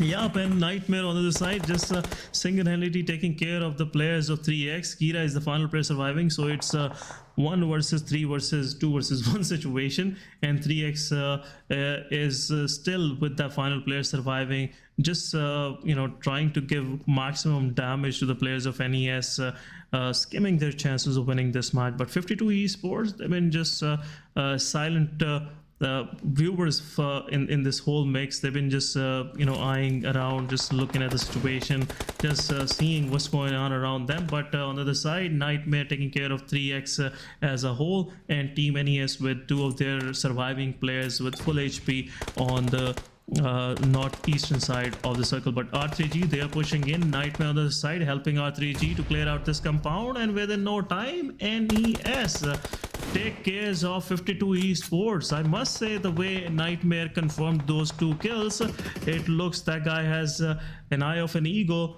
and the way he kind of I'm not getting the word, I just lost the train of my thought, but the way he just picked those players inside those buildings, that was very, I can say in a unique way, very astounding for me. But it's a 2v2 situation. Both sides, for first knock, will eventually decide who's going to win the match. I believe Team NES have an idea where the position R3G players are holding, and this is where Nightmare will confirm the kills for their team. Knock versus Nightmare, it's happening. NES Mars will help out Team NES eventually to slide to the final, killing the final player and getting to the victory. But R3G Knock, he is pushing forward. He has that health lead, but NES Mars confirming the final kill. And this is North Esports winning this winner chicken dinner for the second match of the day, and a much needed chicken dinner for North Esports. Yana, you were mentioning that yesterday we saw a glimpse of a revival for North Esports, but now see, this match will eventually translate into more confidence for them. Absolutely. I mean, they're going to be one of the teams that have 2 chickens to their name.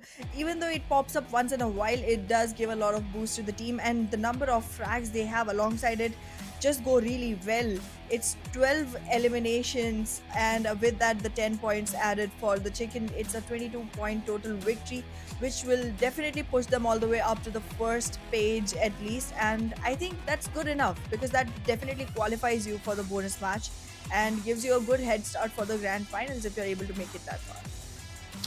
Yep, let's see what we got from these teams in the coming days. But guys, we'll be going for a short break. Don't go anywhere, we will be right back.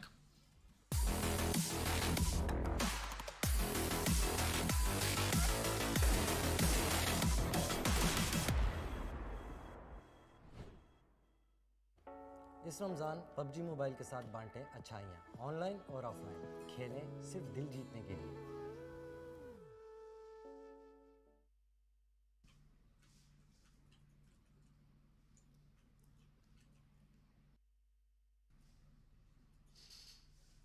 Welcome back after the short break. I'm seeing that smile on your face, Yana, after NES managing to get that chicken dinner. What you make out of this whole thing? I believe R3G had a good run, but losing one of their players against that fight with 52 Esports, it was kind of that turning point for this particular match for R3G. Absolutely. I mean, every single time I see R3G surviving quite a long time, but then they are not able to convert any frags into their advantage towards the last few ones where it really matters. So I guess that's something they need to work on. But I do gotta say, Nightmare is an opportunist. He just spots people from anywhere at all and makes sure that he's taking the frag. Doesn't matter whether he invested enough damage on it or not, doesn't matter whether it was his knock or not, he's just gonna go ahead, confirm the frag, get the point. And I just feel like that's very opportunist of him. Yeah, the way he confirmed those kills, especially on the northern side on Team 3X, both of the frags were picked by Nightmare, and eventually he was the guy who made things easy for North Esports. But I'm pretty much also expecting him to be the MVP, and there you go. With 7 eliminations, 244 healing, 716 damage. You know, the point of being opportunity fits right there, because the kind of damage he traded on the players on the opposition, it's pretty calculated, you know. 100 damage each kill, so it's 716 damage, 3 knockouts. So he's been picking much of the kills from the opposition knock players, and 2 assists also, 29 minutes of survival time. So well deserving MVP, and the guy who pretty much, you know, I would say is the only factor, major factor playing a great role in the win of Team North Esports eventually, because the way Nightmare performed, especially, clearing out much of the threat for North Esports on the northern end of the circle, it pretty much set it up for this victory overall, Yana. Absolutely, and I'm nowhere gonna complain about this because again, I do want to see new teams come up to the surface. I do want to see all the teams from the back page to make their way in into the first. I was really not happy with the performance from the side of Seventh Element. Even though I do want to see other teams come up, it's not that I expect them to just go ahead and lose at zero itself. But still, I mean, that did give a lot of room to wiggle around for the other teams. Yeah, but let's see the performance from 3x, especially they managed to get into the top four. With this change anything on the overall leaderboard, but seeing this particular match seems like 3x have a plan for the day. They want to capture that first spot the way they're playing, especially in previous two matches. They have shown that intent, and the way they've been taking fights against opposition, especially Aegon XI8, it clearly shows their confidence, and the confidence is working out for them. But talking about this particular match ranking, guys, North Esports, after 12 eliminations in their backpack, they managed to get 22 total points. In this match, R3G on the other side, 15 total points. 3x, another 12 points. Still, they are slightly far from that first spot, but they did a wonderful job in two of these matches. On the other side of the picture, we have H2E. They were surviving for a long time. 3 eliminations in the backpack, 4 points, and 1 point, 1 elimination point for Freestyle. But rest of the teams, Quantum Race, 7th Element, The Grounders, 1-4-1. Team QWERTY, Team Negative couldn't even start their tally in this particular match. So not a good match for these 6 teams. But again, it's part of the game. Sometimes you rise as a winner, and sometimes you just leave the battlefield right away. What kind of Well, changes are you expecting here, Ayana? Well, I mean, now that Erangel is showing up, I do see the gap between 7th Element and 3x becoming bigger and bigger. It's still going to be one match difference between the two. And as we had expected, it's not going to be as easy. Even if 7th Element did nothing at all and 3x went ahead for 27 points, that's when they could have actually, dethroned them. But well, they could only get 12 so far. So it's just how it is. Yeah, still, a long way to go. 14 points. They still have to take from Team 3x. They have to manage to get 13 to 14 points next match. But much of the changes we were expecting on this page, the only change I'm noticing is 52 Esports rising up to 16 spot, R3G improving their position slightly and getting to the 12th spot. Team The Grounders, they just are back on the second page, 11 spot, 78 points, not far from going even further down. But things aren't changing for squads like Negative Esports, Team Star, Team The Faulty Devils. Team Star had a good start, but the way they were being vanished or disappeared from the battleground, that was something to, I would say, something to discuss about. It was a slight second, the moment our cameraman was focusing on something else and Team Star was boom out of this game. Yeah, I'm pretty sure there was like an alien spaceship hovering around there that just picked up all of the players of Team Stars and just Abducted. vanished away. Yeah, they're probably on a different planet right now, guys. But we'll Yeah. try to get them to have enough signal to play from there as well. Yep, and the way they started, we were expecting them to go for that long run to the final circles, where R3G eventually showed up Yep. as a second spot, claimer for this particular match. But the only weakness I see is whenever these guys are close, and the moment one players fall, it's just a trickling down effect, and the rest of the teams also fall right next to that particular player, and they're out for the woods Yeah. and moving toward the lobby. But joke aside, guys, Group C will be sitting on the benches. We are going for the third match of the day, and it's Erangel. Didn't realize we just casted two of the matches, but this is how the time goes. And now we are moving forward to Erangel, and within a few minutes we will jump into this match. But any particular expectations, Ayana, you have for any team beside HR? Don't tell me that you're expecting a chicken dinner from HR. I am not. I am not. But like, yeah, I mean, if you do take a look at the teams still trailing behind, if there is one that I feel like can get a chicken eventually, it's 141 officials. But like, Yes. yeah, the other than that, I have not seen promising performance coming from anyone else, and I don't even know how one for one official managed to go all the way back there. Well, it is Yeah. what they're dealt with, and it is what we have to live with. Yeah, but we just noticed in the previous match, XG, after having a bad day yesterday, they have some intent. They are trying their level best to get something out of these matches. But on the other side, if on the contrary, if we speak about 141, they are somewhere in the picture. Every now and then we see them in the kill field, but within progressing to the third or fourth stage of the game, it's over for them and they're leaving for the lobby pretty quick. But let's see what they have for us, especially in this particular match, 141. Their drop location is pretty far from this plane path, but let's see what they have for themselves as well. Particularly, I'm expecting them to drop in fairy pair. This plane path will eventually won't do much for teams that like to go northern side of the map, especially Georgia Pole, Rozhok, Yasnaya. Yasnaya is kind of in reach at the end of the plane path, but rest of the map is pretty much abandoned, and it's a long journey for teams to go up there, especially find those vehicles and eventually get to their drop locations. Absolutely. And I feel like a couple of teams are going to be very, very disappointed with this plane path, because I do know one team specifically. I fail to recollect which one exactly.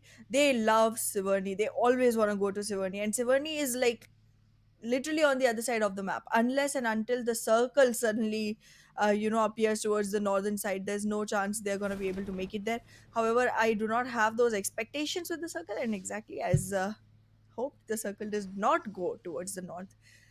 I don't know what's up with the circle these days. Like the northern area, it's something the circle is not even trying to go to. If I was the circle, I would definitely want to go towards the Oh, good north, one. because it's getting very, very warm here. Delhi is heating up.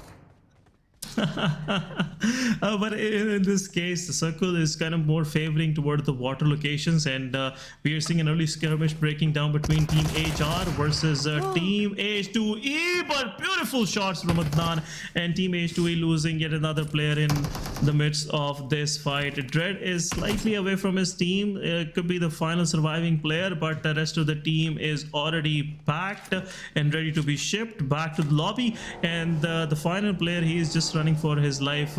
I believe so. Team HR won't let him go any further way, and they will eventually catch him up, just like they used to do in the Wild West, and confirming the final kill on H2E as well. It's a chase. It's a literal chase. They are not gonna let Dread go anywhere anymore. It's like they have decided to make sure that the whole elimination goes to them only. But like, yeah, it's a bad situation for Oh, him. They're already 100%. approaching. Oh They my spotted god. him. Oh my god. Oh my god. Yeah, we were just feeling for that guy, guys. We are human beings. We can feel what he's feeling right now. Is kind of more anxious. He just his brain is seizing a little bit, making it hard for him to think what to do in this space situation. And here we go, H2E. They're pushing upstairs, and now they are just waiting for that right time. 3, 4, 2, 1, whatever the count is. H2E is out of this game, and This I was about to say some racist stuff, but yeah, I'm not gonna say. People can understand. I have these privileges on Urdu stream, but I can't do it here. But moving forward, Team HR is somewhat, they have a good start. I should count it as a good start or not, but Team HR now, they're playing as a team all together, pushing on one player, feeling themselves, doing that boys thing, and Team HR have 4 of their eliminations in their backpack, and I believe this is the time they start building upon this. Otherwise, there's no good to have one squad, wiped out, and you couldn't get much of the value afterwards. But as we were discussing about 141, they're pretty surrounded by Team Star. Team Star, they didn't go to Savarni, their drop location. They just managed to get a few weaponry on the way, and now they're just eyeing for that compound, which 141 is holding. 3 of their players are there. 141 Sirius, JD, Janaza. Let's see, Janaza will be able to put forward any funerals on the side of Team Star. But now seeing anything now, Janaza has no idea where all these guys are. Any of these guys just step out of this boundary, it will be hard for them to escape from the eyes of these demons up there on the hill.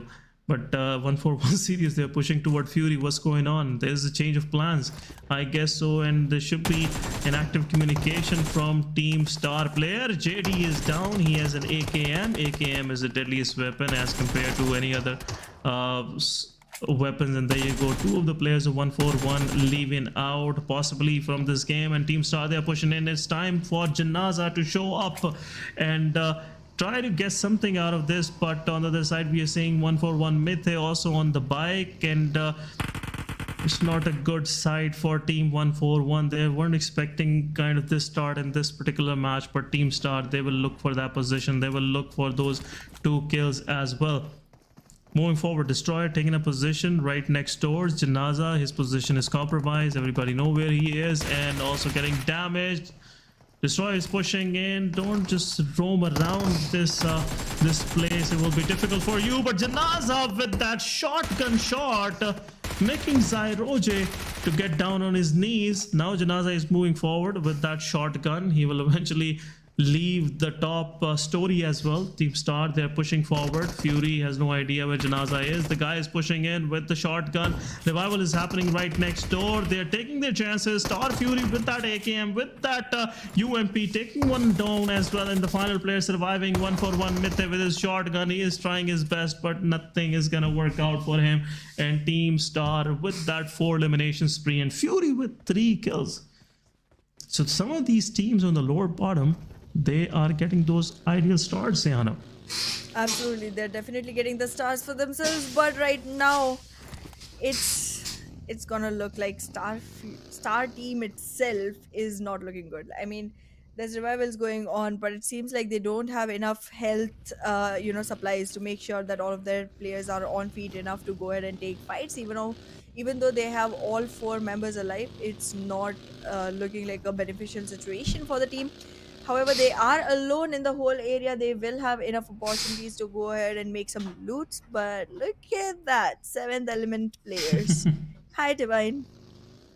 Yep, and 7th element is time to show up, guys. You have to just keep that momentum going. Previous match, we just let it slide, but it's not gonna be beneficial for you to be kind of slightly responsible with your first position. But 7th element, they're eyeing on the players of team TFD. Freestyler up on the rock, try to claim that place for himself, but how long he can do that. But 7th element kind of disperse these guys. The confidence is oozing from their gameplay, and this is a good thing for, especially for the team like this. If they're on the first spot and if they have that kind of confidence, they will stay on top spot for a long time until someone just play exceptionally well to dethrone them. But I'm not seeing this happening pretty soon, Hannah. Well, yes, it's gonna be a little bit of time before we see these teams stepping up, because again, according to the way the last game went for 7th element, they do wanna have their aggression on point. They do wanna have a hefty game, but they do wanna make sure they're also controlled and conserved all through it, because in trial of attaining frags, if they by chance lose their position, it's not gonna look good for them.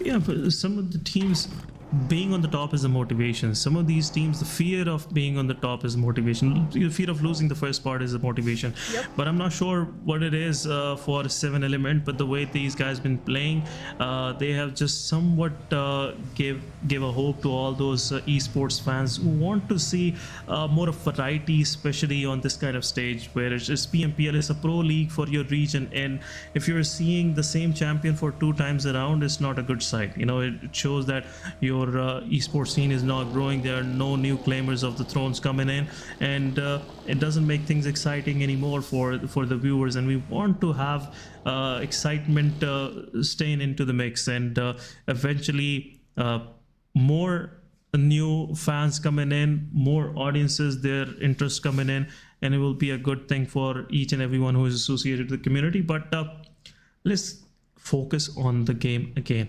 So first circle, it was more of an eastern circle. Now it's more converging toward farm, Milta City, and south side of shelter and mansion. And the cluster in the mid is not a good side for all these teams. On the other side, TFT freestyler trying to practice his aim on Magnus Esports. Passing by cars is not a good thing to shoot on them. But TFT freestyler, he was trying to get Dolan out of this vehicle. He didn't like the color, I guess. But Team Seventh Element in Magnus Esports, one of the Seventh Element player is in close proximity of Magnus Esports wherever this team is going, and I believe Seventh Element is time to just regroup. It's not a good thing to be this much separated, because all of these teams that were previously outside the circle, now they're moving in, and they're moving in as a team, and it will be difficult for you as a solo player to hold on to a position which is kind of a vital position for any other team would like to capture that. True to the word, true to the word. However, let's talk about 52 esports for a second. What are they doing? What are they doing? I saw when we saw the map view, they were all the way towards the west, still Yep. outside the play zone, struggling behind, scrambling behind, trying to make sure that they make their way back in. I don't think they even have a shot anymore. They're just way too far. And I mean, okay, let's say you do make it back into the circle. What are you gonna do after that? You're just too late to the party. Like, a lot of frags are gonna be Yep. missed out already. The the one a few players which can actually be taken out easily will already have been taken out by someone else. You won't have much standing there, standing against the teams that are already built up with the confidence of having a good number of frags to their hands. You won't have enough healings to your hands because you would have used all of that to reset Yep, yourself pretty once much. you come back into the circle, and there's going to be less real estate to go ahead and claim. People will have already put their markers on specific locations inside the map. I mean, this is just utmost level of disrespect for the circle. You trailing all the way to the west when the second circle has already cut itself in. Yeah, and we want justice. Definitely, we want justice, guys. Spam the hashtag justice for Blue Zone and Play Zone. Both of these guys, no disrespect ever will be, I would say, Appreciated. being appreciated or taken for either of these Yeah. guys. Neither for the Play Zone nor for for the Blue Zone. So yeah, 52 esports, you guys have to show up and give us the reason, otherwise it's not a good thing to happen. But 3x versus team tough, it's happening down there close to the Milta City. No comeback out of the mix. Was able to take down one player, but couldn't do much during this time. On the other side, Team TG versus Aegon XI8 is happening. Aegon XI8, one of their player Falak, who was pretty moved forward, and that's where the punishment happened. TG will revive their player, but it won't do much for them. But what is this going on? 3xl above with one utility. First he knocked Haji, now with the utility he took down Joker Sir as well. It's the first match for Joker Sir, and in the first match going down with the utility is not a good sight. But there you go, Team Tough within no time getting eliminated, and Team 3x will have 3 of their frags, I believe so, in their backpack, or all of the 4 frags. Yes, all of the 4 frags in their backpack. But TG versus Aegon XI8 is still happening. Team TG, they revived their player Aegon XI8. They also revived Falak, but they're also taking knocks back and forth. Utilities being dumped. I believe this utility will take down Dead, and another player is also spotted out. Utility being thrown, damaging IQ, putting him to half HP. By this time, where Aegon XI8 go for that revival, but things are getting worse for Team I8. 7E is also eyeing at that location. Team TG on the other side getting third party from close by, and both of these teams are not getting much out of this fight, Hana. Absolutely. They both are looking like they're wanting to invest into the fight pretty well.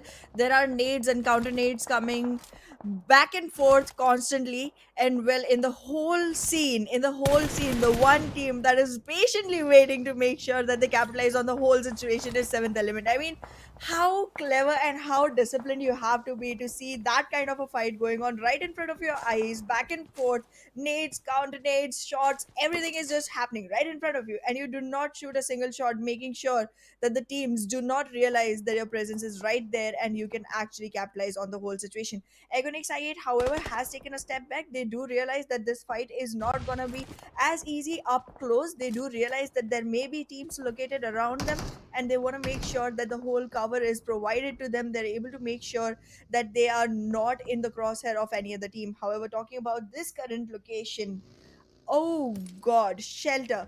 Well, is shelter gonna provide any shelter to any of our players right now? Because there are a couple of teams located here, and both of them are trying to fight off each other. NES, however, does not look like they're holding a very strong point. They did make a great storyline for themselves in the last match, but it does not look like it's following through in this one. They cannot really compromise at all right now. They have a lot to lose, but if Star makes their way in, Star has another history to write down for themselves, because again, both of these teams are definitely trailing way behind on the leaderboard. NES did make themselves a claim in the last match, but it's still not something solidified. It's still not something that they can create a wiggle room around. And well, look at that, HellRaisers. HellRaisers, I don't even think they should be participating in any fights right now, because they do know that they're not coming in with the upper hands anymore. And look at that, two different teams attacking them from two different corners. They do not have breathing room. And well, they do not have breathing room on the score line of the overall standings either. So they should make sure that they, get themselves oxygen masks before diving into these fights. And there it comes. The nade is going to be so on point there. It takes down a player from the side of HellRaisers. And well, the frags are going to be confirmed. The eliminations are going to be transformed into defeats. And there it is. HellRaisers in a very bad situation. And NES Nightmare again, shining brighter in that dark of the night. I feel like his name is very well written. I mean, the darker things get for the team, the more wrathful he becomes for the rest that remain. However, right now, the struggle towards the circle is still going to be there. And well, talking about the circle, going back to the point, 52 Esports did not capitalize much, did they? They did lose their players the moment they started walking in. And I mean, Ehsan, I don't think these players are going to have much opportunity for themselves going into the circles, because if you do not make sure that the circle is in your favor, then what else can you expect to be in your favor? You're already 4 versus 60. That is a big number to go against anyways. And then even if the number keeps coming down, it's not going to go down enough for you to have just equal opponents until you make yourself into the last few circles. Well, Team QWERTY, there they go, shattering dreams of Team Star. It's just very heartbreaking to see Team Star make themselves come all the way up here and then lose their breath. Team QWERTY is not stopping today at all. Look at that. They are making sure that they are able to collect as many frags as possible. They do go ahead with a great initiation. And well, okay, that was unexpected. That was a good nade, but that was unexpected. And for that, the Faulty Devils will be punished as well. Well, right now it feels like Team QWERTY and the Faulty Devils do have a battle on hand. But Ehsan, I don't feel like any of these teams has an upper hand into this one. This is literally delaying the, ultimate. They are just trying to avoid the inevitable as far as possible, but they will eventually fall into a very bad position no matter which one wins in this fight. Yeah, absolutely. Izzy's position is pretty risky. He's very forward in this fight, and Wolverine will eventually give his position out to the other players, and Izzy will also get taken out. There you go. Wolverine will confirm him, and the final player of TFD will also be taken out. On the back side, we have Magnus also jumping into the mix, and this is not a good news for Team QWERTY, because as they were fighting against 2 of the players of TFD, delayed a lot of the progress they were making forward. But now it's time. Magnus Esports, one of the fierce competitors, and they will make things difficult for them to even move forward. Magnus also realizes that this is the time where they can get maximum value out of this. QWERTY have to move somewhere, and they have to just set up the right traps at the right place and get those elimination points for themselves. But in the kill feed, we noticed 7E, 7th Element, losing one of their players, Techosaurus. Alean, he is leaving the match. Rest of the players will be in the mix. But we have 10 teams alive still, and we are stepping into the 6th phase of the game. Only few more minutes and we'll have our chicken dinner claimer out there, but kill feed is speeding up. R3G taking down one of the players from 52 Esports. Chotu appearing on the right side of the kill feed. 52 Esports MVP also getting knocked out. So R3G versus 52 Esports is happening and is going on full speed right now, Hannah. Well, that is true. We are seeing these teams catch up the momentum and stay in the inertia zone right after that, because they want to make sure that their Oh, another momentum one does down. not break out at all. But well, 52. As I said earlier, I don't even have any hopes for this team right now, because again, you were way too late for the circle. Now it's just that you're going to be welcomed by bullets one time or the other. They've already lost a couple of players. I don't feel like there's enough room for them to make themselves any positioning in the first 5 teams of this match. However, we're still only left with 10 more to go. Magnus Esports looking like they are in a good position, but that is not going to be any beneficial for the side of Team BABLU. They are going to be Oh, taken down. yeah, Team BABLU's IGL, Teen Wolf giving his ghost out right next to one of his players. And Magnus Esports, they are slightly getting thrashed by the side of Team QWERTY. I believe QWERTY can, make them pay for leaving that position where they were previously, in a very good position. They could have gatekeep QWERTY, but Magnus Esports taking another one down from Team BABLU. And Team BABLU is, I believe, left with only 2 players. Wasi now again taken down, and it's the final player. Pan, his position is revealed, and one more utility from Drawlin will just be the last nail in the coffin of Team BABLU, and they will also fall out from this match as well. So BABLU, things are not going well. Magnus Esports, there you go. Drawlin confirming both of those kills, and Team BABLU out of this game on 10th spot. We have Magnus Esports sitting pretty nice on the northern side of the circle. 7th Element is still in the mix with 3 of their players, which gives them a chance to at least get the runner-up position. The way they're playing, they have the hard cover, and Ayana, I'm pretty sure 7th Element will make sure that they will clear up their surrounding before moving into the circle. I do want to see that happen, but their information collector is missing. Tokusaurus is Beautiful. missing. But I do expect them to go ahead and make sure that they're still able to capitalize on their hunches, because, yeah, I mean, it's not a lot of capitalization, to be very honest. They did knock a player, but then they gave enough room for the player to be picked back up. But yeah, TG is still going to be fighting at 2 alone. Yeah, this is the time where 7th Element is moving forward.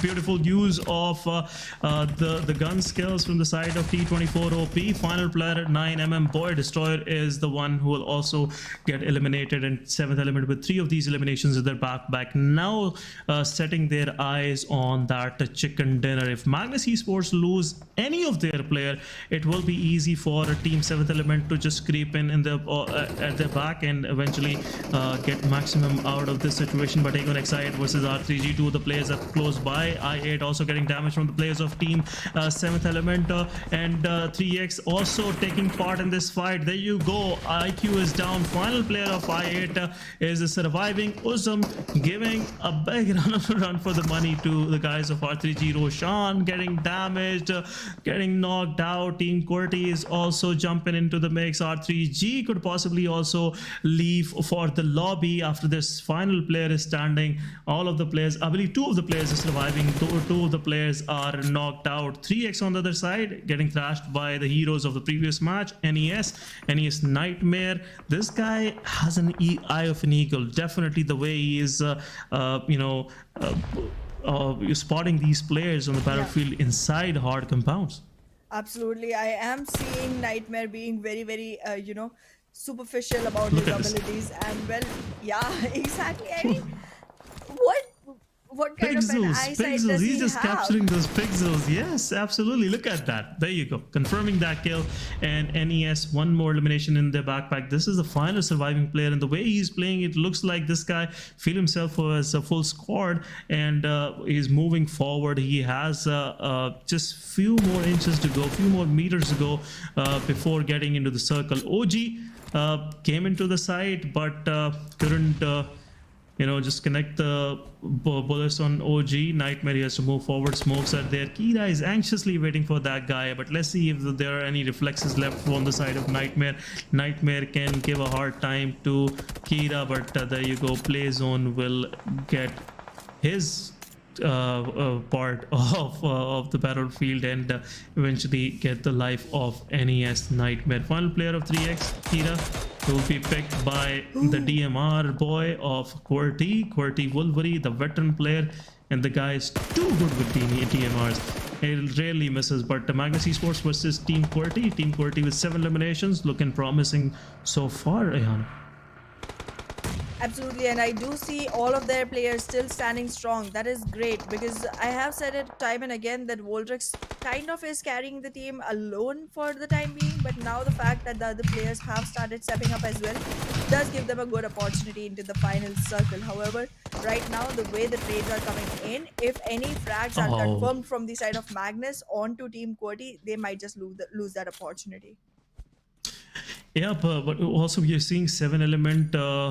They are just facing a tussle against R3G.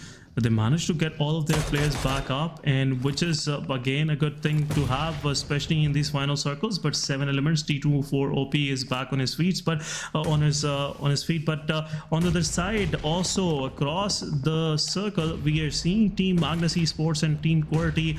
Both of these big names are stucking their horns in together, and so far things aren't going well for Team QWERTY. But the kind of position Team 7 element player is taking, this can turn things around for Magnus Esports. Could be a big backstab coming their way. I guess so. Absolutely, and I do not want to bet my money on Magnus or QWERTY right now, because one, they're playing way far outside the circle, and this is not a teeny mini damage zone anymore. It's gonna be heavy damage that comes in with that. Right now, if you invest in this fight and use your medkits, your bandages for this one, you are not going to have enough opportunity to go ahead and heal yourself and walk back into the circle. So right now, position wise, it seems like Regicide and 7th Element have a better standing. However, I feel like even 7th Element is lagging behind in the number of healings. When it comes to Tabby, I guess he has only one bandage. But yeah, he has only one bandage. But talking about Divine, he has some sort of utility available. He can pass around. But the problem with the Team QWERTY was they were outside the circle. The pressure of Blue Zone was immense, and that's the reason why they kind of melted down under that pressure. But Magnus Esports, after just getting 4 more eliminations in their backpack, and especially Drawlin and Faster, they are getting the maximum out of these fights. Now they are eyeing for the next target, and that's Team R3G. Things can get kind of more interesting if R3G manage to get one of the players confirmed from the side of Magnus Esports. It will be an even Steven for all of these teams surviving, because eventually will open up the chances for 7th Element as well to capture that chicken dinner. Absolutely. And well, as we have been seeing, 7th Element since the beginning of this map, they have been trying to capitalize on making it a third party every single time. They are just waiting for teams to invest in the fight and then capitalize on that investment. Right now, it's like, I mean, you're the one putting the money into the bank, but all of the interest that is coming out of it, that's taken by 7th Element. So they're just waiting for that interest to start getting generated from this fight. But for now, they will be rotating a little bit. They do have an idea that the teams are very far apart from each other, so they will have to be closer to both of them to create that. Yep, pretty accurate. Pretty accurate shots, and having mini 14 with the 4x is kind of every player's last wish, deathbed wish. But talking about this way situation, 7 Element is looking for that chance where they can strike hard, where they can strike bad to either of the teams, R3G or Magnus Esports, doesn't matter, they don't discriminate. But R3G on the other side, they are on the lower ledge, which is exposing most of their players to the players of Magnus Esports. Only these smokes are giving them a virtual cover for a while, but it's not going to be the same for a while. But 7E Divine managed to take down Roshan, and I believe so it will be hard for him to confirm his this elimination, but he can also knock down players of R3G. One more player was, I guess so, but this is the time where Team 7E, they have to leave that hard cover. They have to leave that hard cover, and they'll be open for the pickings, open for those frags that Magnus Esports is eyeing on. But most of the attention of Magnus Esports is on the players of R3G. They're not even looking in this direction at this moment, Ayana. Absolutely, both the teams are very focused on each other at the current moment. Even though there are shots coming in from the side of 7th Element, they are not attracting the players from Magnus or from R3G to look towards them. Now, finally, Magnus has started, taking a view around the corners to find out Oh, which look other at that. teams are available here. But now it's a 4v3 for Magnus versus 7th Element, because it doesn't seem like R3G has much standing in the game anymore. Yep, and also that these smokes, they are just distracting Magnus Esports. They're, putting these bullets in the smoke for nothing. Like they're not getting anything out of it. But Divine getting eliminated. Also, Tabby is falling as well. And at the same time, T24 OP have to do something, and it's T24 surviving for his team till the second spot. And Magnus Esports with 15 eliminations in their backpack will confirm the 16th one, and will get that winner chicken dinner every day. They have a toll. Like they go into the battlefield, all 5 of them, and out of these 4 matches they try to get at least one chicken dinner for themselves, and they have just completed their quota for the day. And I hope they will continue it forward. But this is how Magnus Esports likes to play. But whenever a chicken dinner coming to the side of Magnus Esports, but very well done from the side of 7th Element. The way they kept a low profile, the way they didn't get much of the attention from the side of Magnus Esports, they managed to get the second position for themselves. Well, I do agree to the fact that they did really very cleanly manage their low profile, but I'm going to disagree on a little bit on the fact that they performed well, because that's not what we expect out of them. They do promise a lot, and I feel like they did underdeliver right now. However, we do have one more Erangel. They do have one more shot. So we'll see what happens there. But before that, we'll just take a small little break so that we can come back with post-match analysis.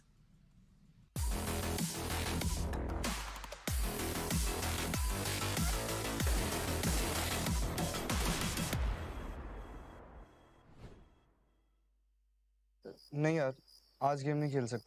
Ahmad, आ रहा हूँ अम्मी।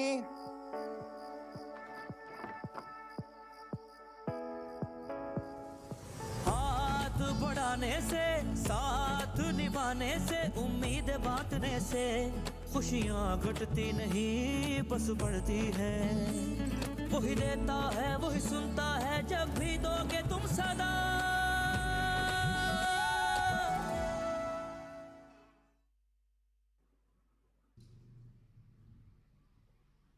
नहीं यार, आज game नहीं खेल सकता। अहमद, आ रहा हूँ अम्मी।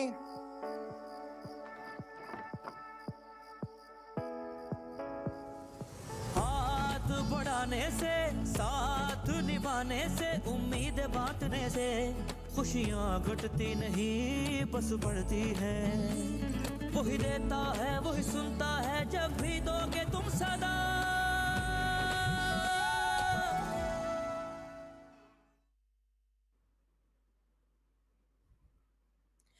Well, what an amazing match did we just see. It was literally nail biting to the last exact point. Unless it was written it's a winner chicken dinner, we did not know who's gonna win this. Last 3 teams, all of them like fully packed with players on their sides. I just felt like, okay, is this gonna be Rich side or Magnus or 7th Element? I have no idea.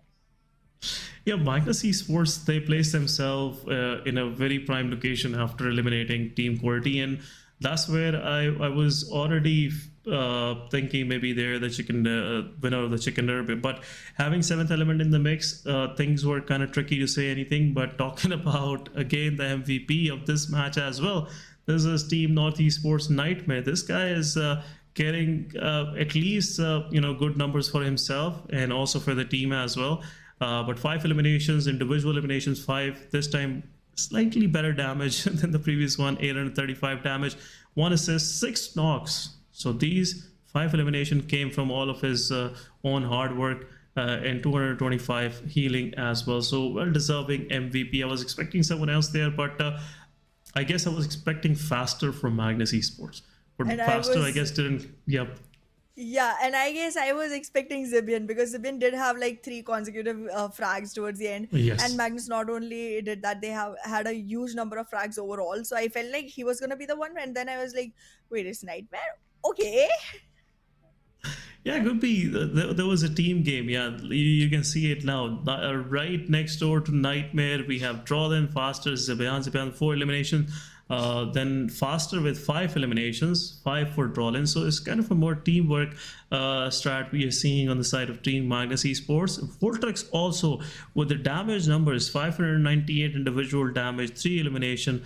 Try to guess something out of these fights, but Magnus Esport, they were coming in pretty hard for these guys and eventually managed to eliminate Team QWERTY as well. But the specific moment of this match, I would rather say, were TFD versus QWERTY, and then again Magnus versus QWERTY, because both of these fights reshaped the whole battlefield. The moment QWERTY was out, things were easy for Magnus Esports, and also the moment TFD got eliminated, QWERTY had a chance to step into the circle. Otherwise, it would be difficult for them to even creep into the fifth phase. Undoubtedly, but like, yeah, I do feel like Magnus, one thing that Magnus did correctly was the fact that they made sure even if a member was knocked, they were first investing into making sure that nobody could come back and attack and confirm that frag, and then go ahead and revive them as well. Like, they had made sure that no matter how many fights they invest into, they do come up on top with all four players towards the last circle. That was very well executed from their side, and that's why I feel like it was a very team effort game from their side. All of the players stepped up at some point or the other and contributed almost equally, and that just showed in their gameplay as well. Yeah, absolutely agree. And Magnus Esports, the way they clinched to the victory is pretty promising. 16 elimination points, 26 overall. It will again put them on the second spot, right next to Seventh Element. But Seventh Element with these 9 points, even these small single-digit performances, they are working out for them. And Seventh Element, it's not far, I guess. So the way they played in this match, they will eventually get the chicken dinner of the day. But Seventh Element, they are playing fantastically. But as you were expecting more from them, I do expect more from them as well in the coming matches. But talking about the lower bottom of this leaderboard of this particular match, we have the Faulty Devils with only 2 eliminations in their backpack, the Grounders with only 2 points, 1 elimination, 1 placement point. But rest of the lobby, they managed to get only few eliminations, 1 elimination each for 52 Esports, Team BABLU, Team Tough, and 1 placement point. Come on, Aegon Excite, you can do better than this for Aegon Excite. But 141 officials, Team H2E, they were the first one to leave the battleground, and this is how it is. But they're talking about this overall leaderboard. Still, we have 12 points lead in the favor of Seventh Element. They are still on the first spot. We have 2 more matches to go.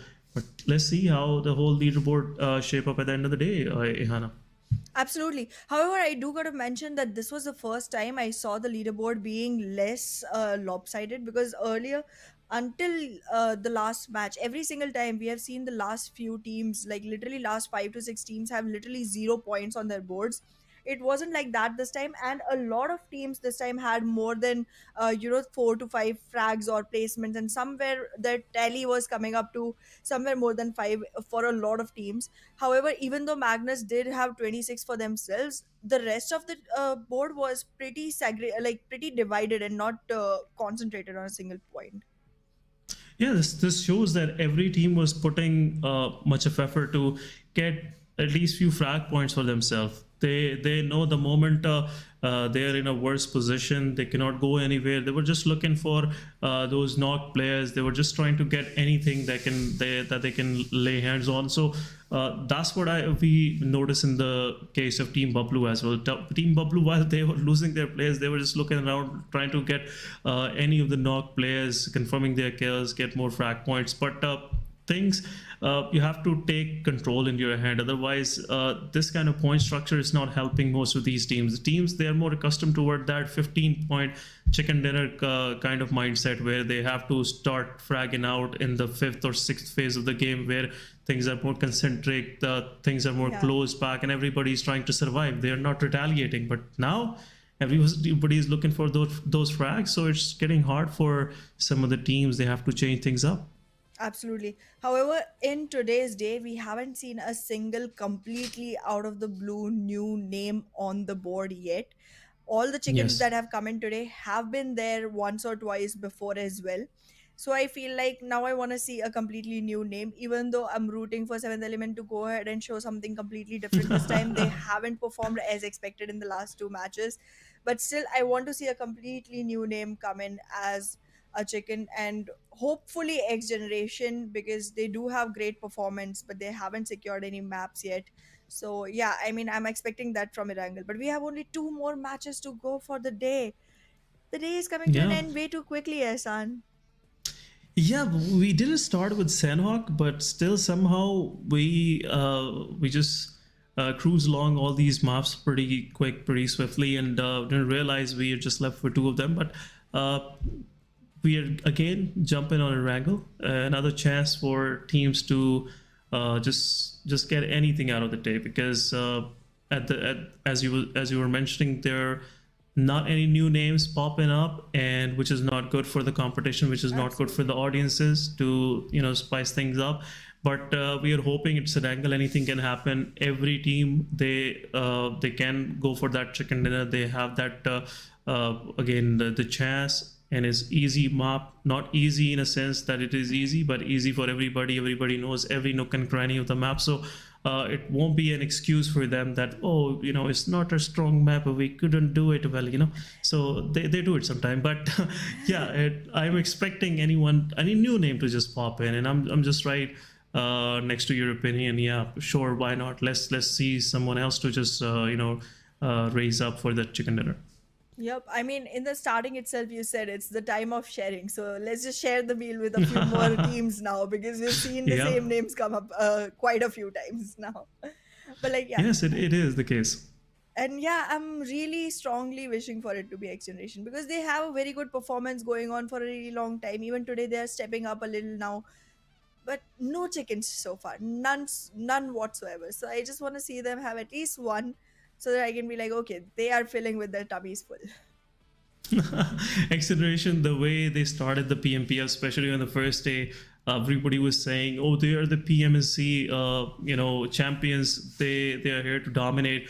But teams like Seventh Element, 141, they just start taking those small chunks out of their performances and eventually leaving XGeneration with nothing. But today, as you mentioned, they're showing that intent, especially in the match of Miramar, the way they were just cruising through the teams, the way they were giving those finishes. It showed a ray of hope for everyone out there, the XGeneration fans, that they will eventually get a good match at the end of the day. But yeah, it's a wrangle. Well, we can expect from XGeneration, but kind of more, I would say this, that XGeneration's performance, it mostly relies on two of the players, especially Shamir Boy and the Hunter. Yes. If both of these players are alive, they're up, they're fragging, things are going well, everything is hunky-dory for team XGeneration. But the moment either of these guys fall, it's again that trickle down effect. It's in the whole team couldn't hold themselves, and eventually losing to the pressure of opposition. But we are moving into the fourth match of the day, and this time around just slightly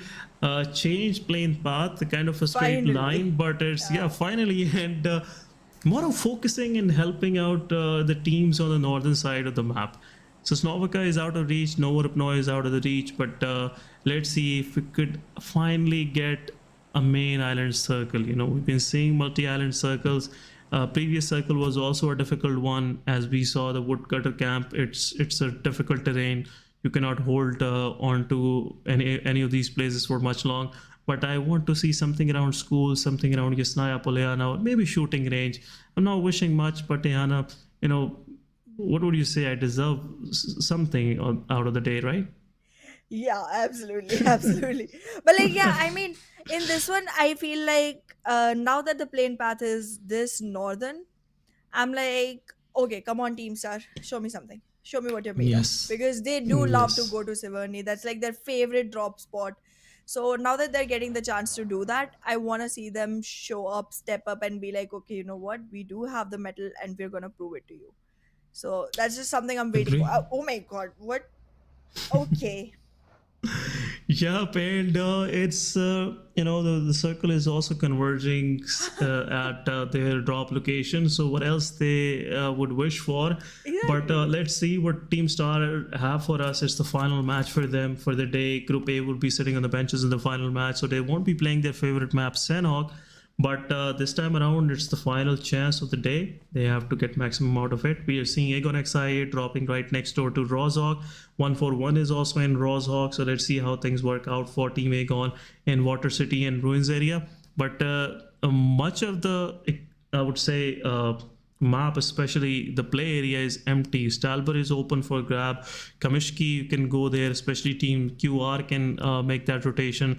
We have XGeneration, they can make that rotation because XGeneration, they like to loot split up. They can go for the quick vehicles and start closing into the Stalber. Stalber, again, a tricky location on the map to hold on to. It's an open area. Then we have a network of ridges down towards Savigny side. But at the same time, it gives you an opportunity to look down into the valley and pick for those easy kills. And I believe so. Team whoever captures Stalber first will have a greater chance of getting the chicken dinner. That's true. I don't know what's going on in the heads of Team Grounders. Like they're Yeah. all the way at Primos. Yeah, they have this ritual. They always do. So they're there for that ritual. Once they will have their sacrifice and everything done and dusted, then they will leave Primos and eventually get to the circle. Well, I hope that sacrifice is not from the own team, because then, well, Yeah. there's nothing left to do for them. But yeah, also I've seen Seventh Element as well. They have some enmity with the circle. I've been Yeah. noticing for a couple of days, every single time they want to drop away from the circle, whether it's Circle their comes to preferred them. spot or not. Yeah, exactly. They're like, we're not gonna chase you, buddy. You come to us. Yeah. It's weird. Yeah, definitely. There are a few phrases coming into my mind, and obviously these are not shareable phrases, but it looks like there is kind of some favoritism going from the side of play area for Seventh Element, and they're chasing the Kings, right? And the way Seventh Element been playing, they need these kind of favors to stay on the top. If they try to go slightly away from the circle, they somewhat end up being in the center and in the prime location. The previous match is a good example. You see, it's been a pretty long time they've been in that compound where they eventually, in the very last moment of the map, they had to leave that compound. Otherwise, they had their good time for a quite long throughout that match in that compound, and they didn't have much of the contenders coming in, trying to capture that compound from them, which is a good thing for the survival, but they couldn't get much of the frag points. So they have to be in the open, they have to be out there for the hunt, and otherwise Seventh Element will be just having those matches, where 3-4 frags in their backpack and just a second position or something, which is not good for them overall. Absolutely. However, I do feel like there's a great, disparity between the teams when it comes to drop locations. Like, I was expecting 52 Esports to go to their main drop location and have like an initial clash with Team BABLU. It was pretty Yeah. in reach. They do go to George Pole mostly towards the northern island, but they did not this time. And I'm like, okay. So that's a change of plans. I hope it works out for them, because there is nothing that is working out for them so far. And well, Oh, there it is. I'm sorry. I There you even took go. the name. It's a curse. it is what it is. 52 Esports, if they won't be careful enough, HR, they're looking for those eliminations, they're looking for that points, much needed points for HR, and they will grab those points if they've been served this well. So talking about this particular map, it's a HR game, I would rather say.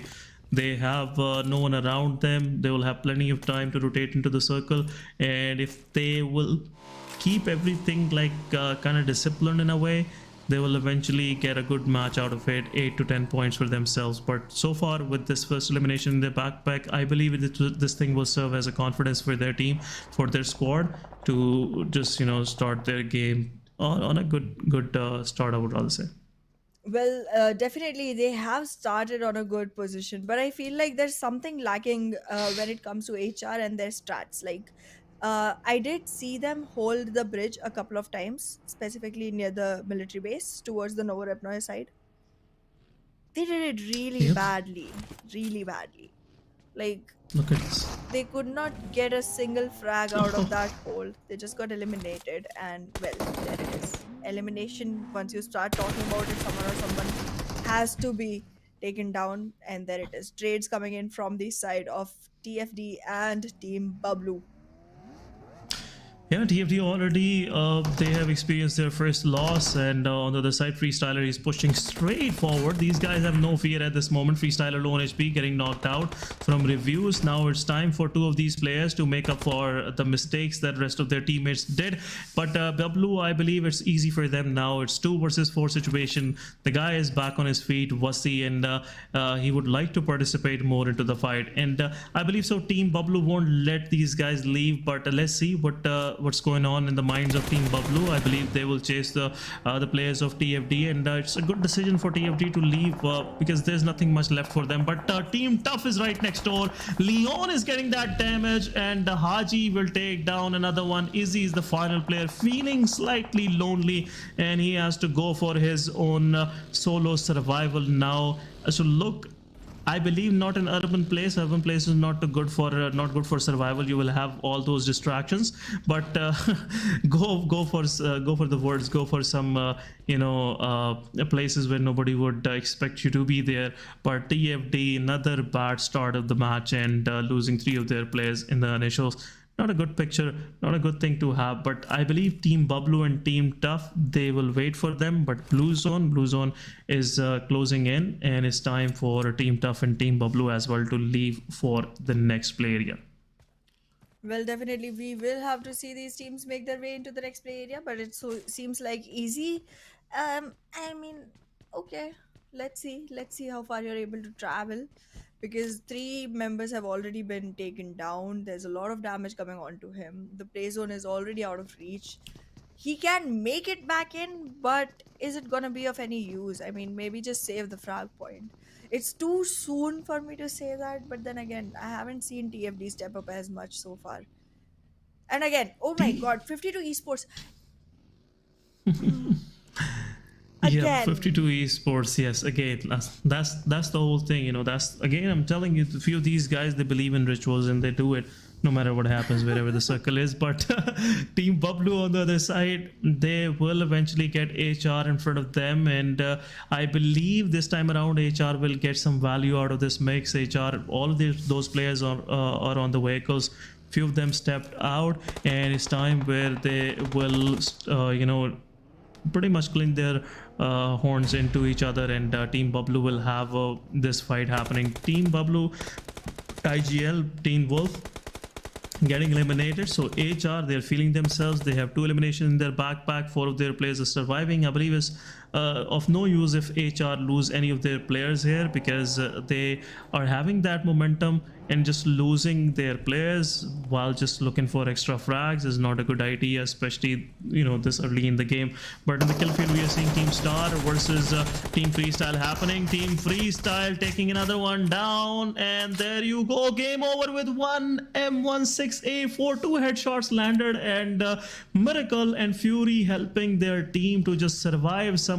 2 of these players confirmed the whole squad, and look at those faces, those smiles on the faces of Team Star, Fury and Miracle. 2 guys just hold on to their positions and wiped out the whole squad of Freestyle. Freestyle weren't expecting this to happen in this very situation, but getting eliminated with a M16A4, not a good sight, not a good experience. They must be tasting lead till now, and the way those headshots being placed, but very good performance by the players of Team Star. Well, absolutely. I do feel like Team Star is stepping up quite a bit, but look at that. Egan X8 did make sure that they are getting some frags, but I mean, it's Team Negative, so I mean, anybody can do it. Yeah, but Team Negative, they have shown, especially their team-to-team fight skills. I must say, I was impressed with their day 1 performance against some of the big names, especially their fight against Egon X8 in the Miramar yesterday. in which QR eventually got the chicken dinner.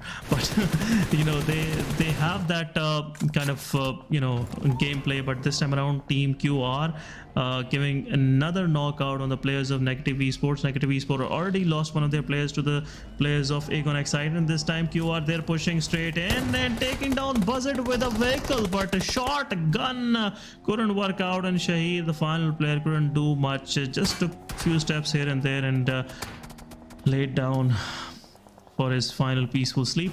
But Team QR, with 3 of their eliminations in the backpack, will move forward and look for another place to just hold on to just for this day for a while. But GG's, good start to the QR, but not a good start for Team Freestyle and Team Negative Esports. Well, Team Negative Esports, well, I don't know. It's not a good start. I think it's an end altogether. Looking at TG, I was expecting bigger things from the team. They were so confident going all the way to Primorsk, doing their ritual. I felt like it would turn out into something good. Didn't happen. But like 7th Element, they are dropping as well. Okay. Maybe it's just a rest day, or maybe they are not doing their best anymore. They have gotten the the taste of the power, and now they're just floating by in the air. They need to put their feet back on the ground if they want to try again. Yeah, kind of feels like this is the situation, but it's too early to say. Still, they have 3 of their players surviving, and I wouldn't say I'm still rooting for them, but Tabby, he was slightly away from the squad, and that's what he got punished from Aegon XI. And once Aegon realized that being split up, playing as solo players is not working out for them. Since then, you might have noticed from the last 2 matches, they've been pretty close to each other. All of these guys, they've been taking fights as teams and as a team, and so far it's working out for them. They're getting few frags, but not those finishing touches that they are known for. And I believe this is the time where it's good to realize now rather than after week 2, after the finish of week 1. But I believe Aegon Excite will raise up to their deserving position in possibly tomorrow or day after tomorrow, the first day of the week 2. But so far we are seeing different players claiming the chicken dinners every map. Once in a while we saw 7 Element was the only team claiming 2 of the chicken dinners yesterday, but Respin is like every time we have a new winner in every match, which is a good thing. But seeing in this particular match, I'm still counting on Star. They have 4 eliminations in their backpack. Their hometown is pretty much captured by 141, and XGeneration is the center of the circle. But let's see how long these guys will stay out of their hometown. Well, we'll definitely have to see how much long they're gonna stay on foreign land. But that just, this is something that I do not know will work out for them or not. Because like, if you are trailing that far away from your pick, it's just not the best way to go, because again, you do have a pick and that is for a reason. You're most comfortable there, that's why you go there. I don't know how our teams are trying to do this one. I do expect a lot of new things coming in from every team, because every single match has become very, very important, considering the way the whole point structure has divided itself, and the bonus match addition and everything. So I do expect to see new things coming in from them all the time, but I do not know how many new things can you make yourself comfortable with, how many new things can you make yourself used to of. Because at the end of the day, no matter how many new dishes you try out, how many new restaurants you go to, home food is home food. Yeah, there you go. But we are seeing Team R3G versus Team HR. HR being split up slightly more than Team R3G. They're close. Avenger on the other side getting eliminated from the side of Team 141. They're also joined the party. 141, slightly a moment ago, we were seeing them in Savarni, and now they're outside Savarni. But R3G, Roshan, is low on HP. He just laid down into the Molotov, but 141, they are also into the mix. HR is losing their players for nothing, and this is where Waz will confirm the final player. But there you go, Nubix confirming the final player on R3G, and now they have the time to revive their players. But 1-4-1, they are joining in. It's a third party situation. Sabi on the other side, he has to be that line of defense, first line of defense for HR, but HR losing players here and there. It's Tier versus 1-4-1. Tier taking one more down. It's a 1v1 situation, but Sirius won't make the same mistake which other HR player did, and HR with the good start, now they are left with nothing. JD and Sirius, two of the surviving players for team 1-4-1, they have to leave for the play area, but so far they managed to get few eliminations for themselves, but Star is eyeing on these guys. They're leaving, but let's see how far they can get. And 1-4-1, JD and Sirius are the only surviving player, but within no time we just witnessed R3G and then HR leaving for the lobby. And this is what happens when you take fight outside blue zone. You have the pressure, you have the time bomb ticking. Yep. Yeah, I mean, we will definitely be seeing quite a few disparities coming in between these teams. Range is really close to these teams right now, and we are seeing four teams stacked up near that area. Who do you think has the best chance here, Hassan? There's Tough, there's I think 1-4-1 official around there. Team Star is also there, if I'm not wrong, and well, it just looks very crowded. I believe it's all about it's time when especially team BABLU will take an aggressive positioning. If they split up and try to go for those angles which can give them a clear vision on the sides of the shooting range, they will eventually get Tough out of this mix. But we have TFD also in there, the solo survivor is also in there. It could be a risky thing to do for Team BABLU being split up too much, but Team Tough have a very fair chance to survive here because the way they're holding the outskirts of shooting range, they can give a hard time to Team Star. But 1-4-1 now, they were being gatekeep. Now they can gatekeep Team Star, and some of these kills can be shared among Team Tough and Team 1-4-1, and possibly XGeneration as well, because Circle has already shifted down south. There's a hard shift. 7 elements somehow they are into the circle again. That thing is happening, and 7 element have the southern side of the circle, but they already lost one of their players, so man advantage is not there. But still, being in the circle is still a peace of mind. Absolutely, it definitely keeps you from a lot of hassle, and a lot of pressure is released knowing that you're already inside the safe area. However, talking about man count, it feels like Seventh Element is not going to be very quick to lose anymore, because again, all of the teams are towards the northern side of the circle. So even if they move in, unless they are trying to go for a ridiculous rotation the way Felak is, we might be seeing them concentrated among themselves and trying to pick off fights there, and anyone can lose Oh, players at look that at point. Oh my god, style points to Shamir boy. Shamir boy is going for those risky eliminations, and I believe he will get JD as well. The smoke is giving away the position. It's the right time where he changed his position, but how long he's gonna stay there? Shamir will come with the following utility as well. XGeneration Thug is also there.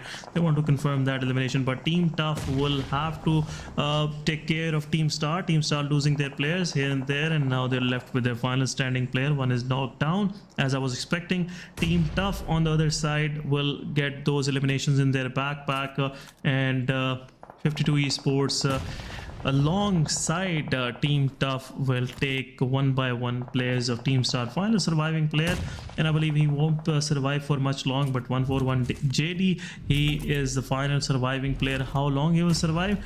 You're seeing some solos up there, but Team Tough will take care of it. Absolutely, Team Tough will make sure that they're able to take care of everyone before they enter into the circle, and well, Team Star, tata bye bye to them for now. Aegon X8, however, is gonna be a hindrance for the side of XGeneration, and well, I mean, yeah, I've been boasting about Aegon X8 since the starting of the whole tournament. Even on the first day when we didn't even have any matches, I was, worshipping them literally. But right now, them taking off XGeneration just feels a little bit betrayal kind right now, because I do want to see XGeneration have something for themselves. But look at that. What? Okay, that is instant karma. That is instant karma. They just did that to someone else. Shamir boy went ahead and, took away a style point, and then Aegon X8 was like, you know what? will do we are the here same. for Yeah. these points as well. So yeah, Yeah. that's been going on. JD is out of the mix. Team Tough, as we were mentioning, would take care of it, and they took care of it. But Team BABLU losing their players, which is not a good sign. They had a very good position, but Blue Zone is dishing out all that pressure, all that damage to the players of BABLU. Another player down. Joker will confirm BABLU ban, and Review's position is already compromised, and he will get down to the players of our team Aegon, or maybe to the Blue Zone as well. But Reviews was taken down by Aegon X8 with that M4 with the Mini 14. But Team Tough versus Team I8 happening right now. It's Blue Zone pressuring them on the northern side to just get into the circle. But the Team 7 Element, Dokosaurus was down, and he will get revived as well. This is the good thing about Team 7 Element. They are always proactive to pick up their fallen comrades. Otherwise, it is difficult for them to maintain this kind of manpower. It's rarely we see them losing their players to the revivals. But I8 with 7 eliminations, they are feeling themselves. Utility is being thrown to the side of 7 Element. 7 Element is in a difficult mix right now. In a kind of midst of a pickle, but Team QR is giving some damage to 7 Element players. Another knockdown on the side of 7E. They haven't got any of the kills so far, but Magnus Esports, the winner of the previous match, they have only 1 elimination in their backpack, but they're still possibly 4 men standing. Well, absolutely. We are seeing a great, strong, man count coming in from the side of Magnus, but then there's going to be a knock. However, I feel like they're going to be very well equipped to go ahead and provide a revival. Oh, 7 but seventh element elimination. I'm confused. Anyways, Tough has made their way far back. I mean, it's all the way to top 4 teams, but right now, it seems like Magnus and Aegon X8 do have a chance. I feel like if Aegon X8 takes this one, kudos to them, because they haven't taken anything today. They had very terrible performance yesterday as well. So it's time to buck back up. It's time to pick themselves back up. But yeah, Tough. I do want to see that team come as far along as possible, because they need it. They desperately need it. The problem with this position is 2 of the players of Aegon are pretty close to this, this small ridge that they have, and it will make it easy for the players of Team Tough to just, direct their utility in that side. But Team Tough is also getting attention from Magnus Esports, faster joining into the party, and eventually take down Edgar, the main player. Stoger is one of the fraggers from Team Tough, and him falling down, it will slow things down for Team Tough as well. Blue Zone is pressuring up Team Tough to just push forward, and that's where the problem starts. Doger got revived just now, freshly revived player. He's feeling himself and he's going into the fight as well. But Joker Sir on the other side, he slowly and steadily creeped in, and he will be that backstabber for Team Aegon XI8. And now it's time where Tough Joker can make things difficult for I8. Uzum, he was expecting him to show up on this side, and Joker just fall into the trap, but Team Tough final player will get eliminated from the side of I8. Falak again getting eliminated. This guy has a big responsibility on his shoulders, but somehow he's the first one to dropping it down. But I8 on the other side losing another player. Team QR, they are just going for those vehicle kills. Whole of the QR is on the vehicles. Look at this. What are they doing? And now they are losing players. Magnus Esports taking one of the players from QR. Starboy is there. Starboy 1-1 confirming the player of QR Helsey, and now is taking one-on-one fight with Spark. Spark taking down Starboy, and Magnus Esports losing players one by one. But Spark has big responsibility. He has to take down, he has to pick up his player, and also manage to just stay low profile before the whole QR can reset. Oh, beautiful nade. Absolutely. Some beautiful nades getting connected right there, and QR is not going to have the opportunity of revival or of keeping the low profile that you were just talking about. They're just going to be losing one man. And with 11 frags, Aegon X8 right now looking like the one with the most man count advantage that can be there on the board. Muniano is going to be trying to make sure that he makes way for his team, where he can go ahead and make that spark revival work out. But Magnus, oh my god, faster 20. he is gonna have a great angle onto Uzm very, very quickly. And look at that.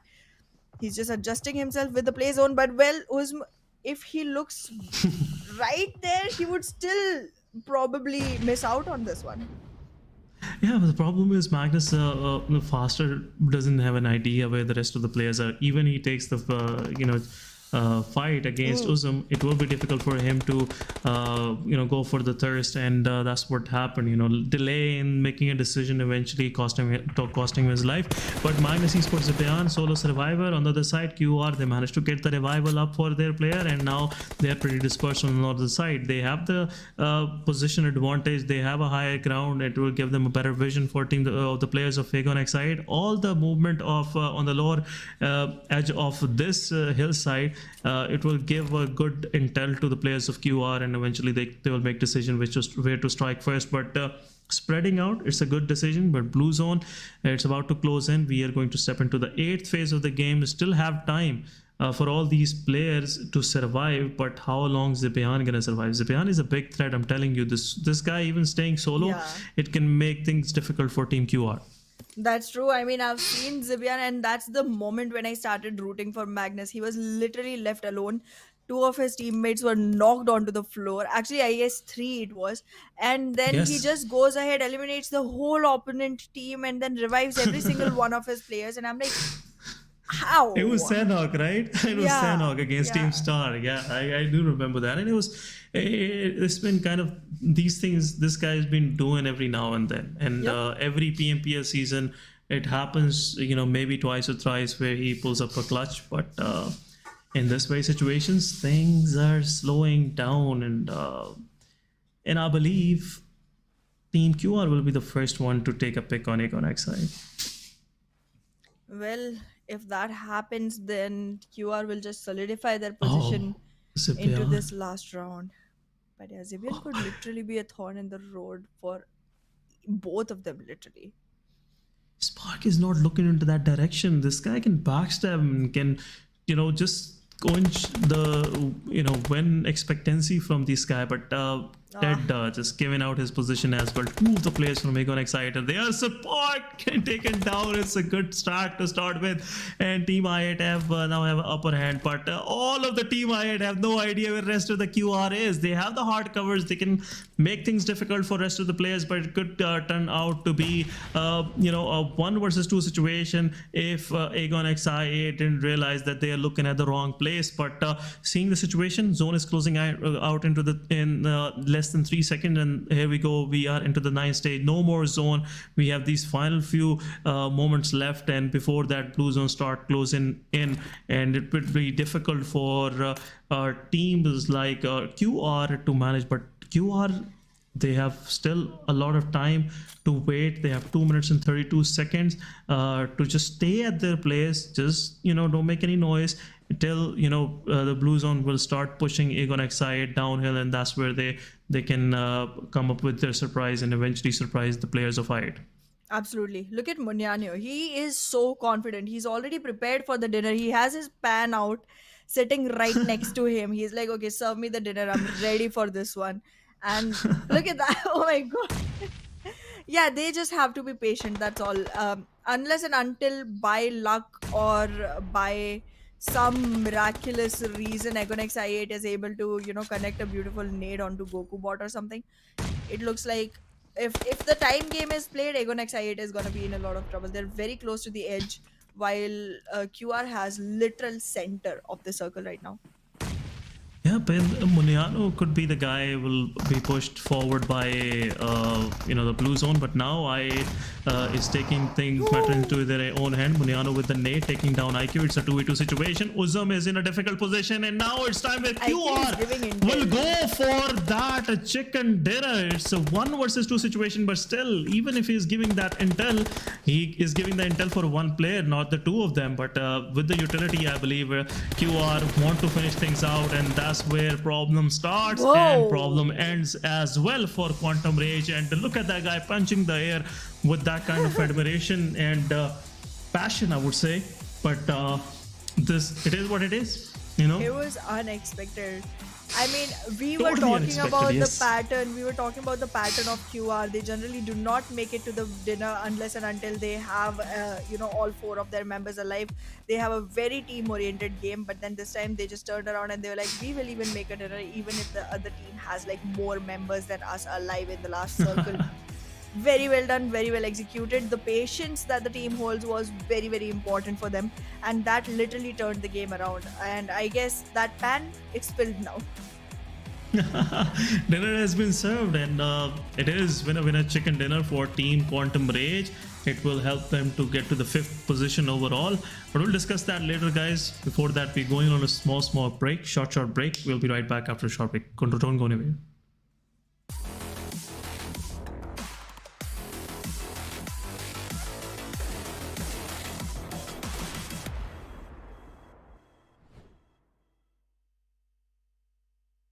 पहले ही customers नहीं आ रहे थे और आगे रमजान में तो बिल्कुल ही नहीं आएंगे। तुम सारा टाइम अपने दोस्तों के साथ आवारागर्दी में गुजार देते हो। इस तरह तो गुजारा हो ही नहीं सकता। खबरदार फोन को हाथ लगाया। वो आ गए होंगे तुम्हारे आवारा दोस्त। क्या सीन है ब्रो, चला चले। नहीं यार, आज गेम नहीं खेल सकता।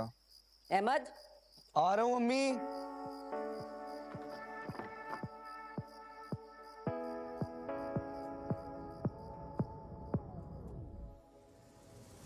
हाथ बढ़ाने से, साथ निभाने से, उम्मीद बांटने से खुशियाँ घटती नहीं बस बढ़ती है।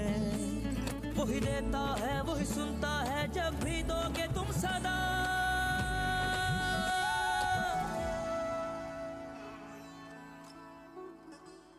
हाथ जो मिलते हैं रास्ते निकलते हैं, खुशियों में बदलते हैं, रौनक हर चेहरे पे खुद ही आ जाती है। वही देता है वही सुनता है जब भी दोगे तुम सदा।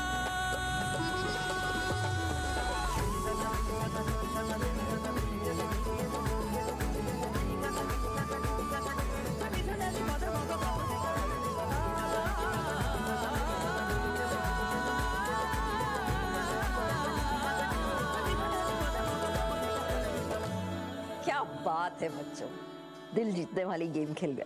तो आंटी आपके साथ भी एक स्क्वाड अप हो जाए। हाँ आ जाओ। इस रमजान अपने स्क्वाड की गेम से बनो किसी की भलाई का मजबूत जरिया और खेलो सिर्फ दिल जीतने के लिए।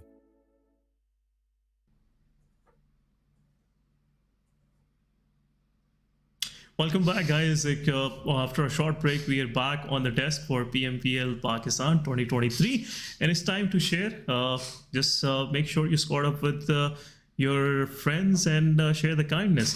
So, talking about this particular match, big maps, they're done, and QR eventually they got their chicken dinner. As Ihana was mentioning, the guy had his pan out.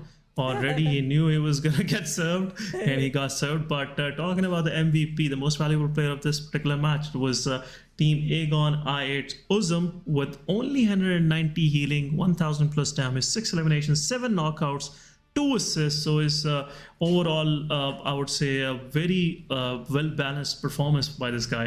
And unfortunately, the team couldn't keep up in the final moments. They had the clear-cut man advantage. 3 versus 2. They tried to, take things in their own hands, matter in their own hands, but things didn't work out. The script didn't roll the way they wanted it to be. But QR eventually got the chicken dinner. Let's have a look on the top players, Zihana. Absolutely. I mean, we do have 2 players from the side of I8 and then 2 from the side of QR as well. Almost everyone has equalized number of frags here. 5 for Goku, 5 for Blade, and 5 for Senior. While Harris sir has 4. Yes, And Harris, Uzm has 6. It took me a second to read the name. For a second I was like, hair. Okay, Harris sir. I think about my hair a lot, so that's it. there's a joke I would like to share with you behind his name, Harris. Back in the days, this guy was playing with his team R3D, and they qualified for the PMPL, and they were playing against Team Deadeye's guys.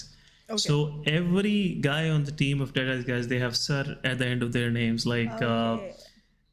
if you remember. So from the joke, this guy took the sir thingy into his name, and since then he's been putting right next to his name. Sometime he's putting his names like Virus Sir or his in-game name Joker Sir. So just out of the joke, but it's a funny thing to have. But talking about this particular match ranking, guys, we have Quantum Rage on the top with 11 eliminations. I8, they had a very good chance to make it a 24 total point match, but with second spot with 14 eliminations, they managed to get 20 points for themselves. On the second page, we are seeing 7th Element with only 3 placement points, no eliminations, which is not a good thing to see on the guy on the side of 7th Element, but still they have one more match left for the day. But Group A on the other side, it was their final match of the day, and they won't be playing the Sanhok. So Aegon XIA, Team TG, Team TFT, and I believe, which was the final one, Team Star, they're not going to play the final match.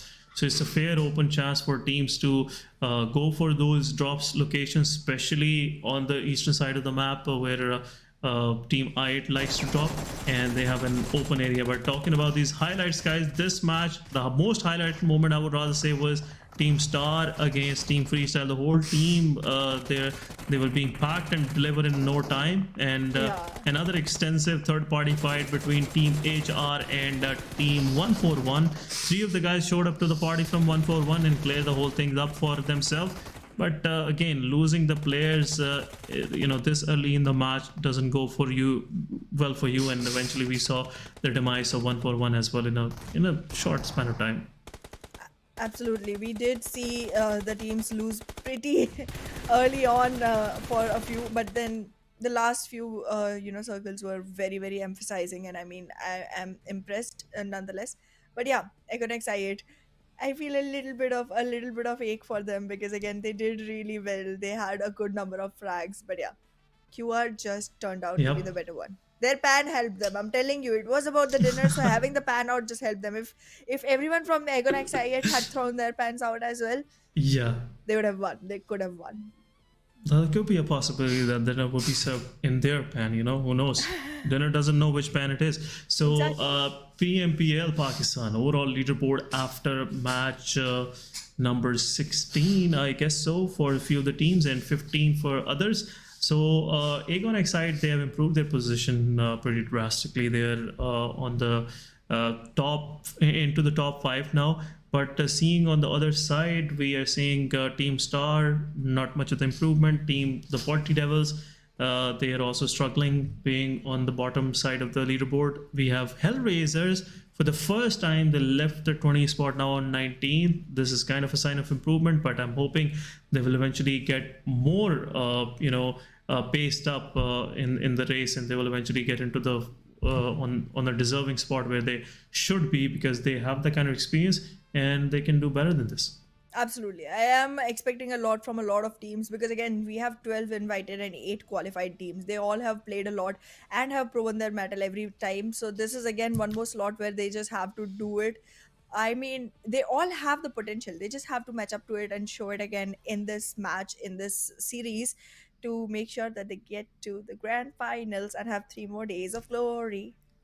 You have 3 more days of glory and a big chance to winning a good chunk of that prize pool, because at the end of the day, it's a big motivator for a few of the guys out there, and it can just lower the barrier of more of the resistance coming from their guardians, from their parents as well, because now they're making something out of this. They're not just wasting their time, and at the same time, glory is there's prize pool associated, but you feel good for themselves that I'm been investing this much time into the game and I'm good than most of the lobby, and I have done better than most of the teams. So this could be a motivation for the guys out there, and I wish them best of luck, whoever is aiming for that top 16 positions. But it's time. We have to go for the final match, which is Sanhok. Momentarily, we will see the schedule as well. Group A is on the benches. We have Group B, C, D, and E will be playing this match. So 7 Element have one more chance to get a chicken dinner for themselves for the day. But still, they are on the first spot. Doesn't matter. Even if they don't get a chicken dinner, they have no one to, there's no one that is kind of challenging their first position except Magnus Esports. If Magnus Esports get out of this match pretty early, it'll be easy for them to just hold on to the first position, Ehana. Absolutely. By the kind of lead they maintained for themselves until yesterday, today it feels like they're literally on cruise control. They're like, okay, let the game take us where it wants to take us. We're still going to be safe. We're still going to be fine. So let's just roll with the flow. That's exactly what Yeah. I'm seeing the players doing from the side of Seventh Element. I still am yet to see a chicken dinner coming in for the side of X Generation. I am waiting for it. It's been the third day already. I mean, 3 days already. It's the fourth one going on, and I'm still like, bring it up for me, guys, please. But yeah, let's see. Let's see if they're able to deliver that. But yes, Sanhok, my favorite map. I love this map, and I've said this every single time it shows up. So I guess the audience is gonna have to hear this from me like 10 plus 3, 13 times. it is one of the most played map in PUBG Mobile because it's it's fast paced. It gives you that adrenaline that you're looking for, and it gives you those quick loot with quick fights because it's a small map. It's more of teams get aggregated at one position, especially around boot camp area because boot camp is kind of a go-to place. Is that party place where everybody would like to go and. This time around, we aren't seeing some of the contenders there because I was expecting Team QWERTY to show up into the boot camp, but they are not. QWERTY is going somewhere else, I guess so, and we have to just notice where they're going this time around. But rest of the teams, they are going to their positions where they mostly appear. So Team Tough is going for that dispersed loot, and there we go. As I was expecting, an early fight between Team Tough and what was that, Adnan? What was that, my brother? You just left your gun and went for that fist fight, but Joker sir, he just managed to take him down, low on HP. He will get that healing done as well, and the first frag goes to the name of Team Tough, Joker sir. Yes, Haris sir. You do not mess with Pikachu. Yes. Yes, his shirt But in literally resembled. Literally had Pikachu drawn on it, and he went in with that electric energy into the game. yes, I and mean, again yeah. we sorry to cut you off. Again, it's Joker sir. This is Yeah. Joker sir. You cannot mess with Joker sir. Absolutely.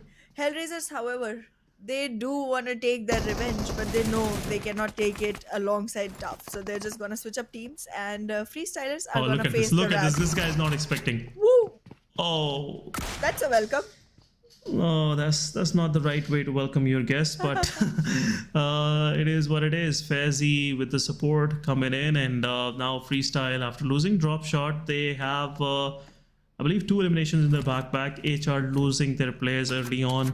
1 to the Tough, 2 to the hands of freestyle, and where's the final HR player? I believe he's not close by, and we'll go for that final. He, kind of survival strat, which is not a good idea in Sanhok. It's very difficult for a solo player to survive, but it is what it is. Team freestyle will confirm their kill, confirm their elimination, and not an ideal start, but something is better than nothing.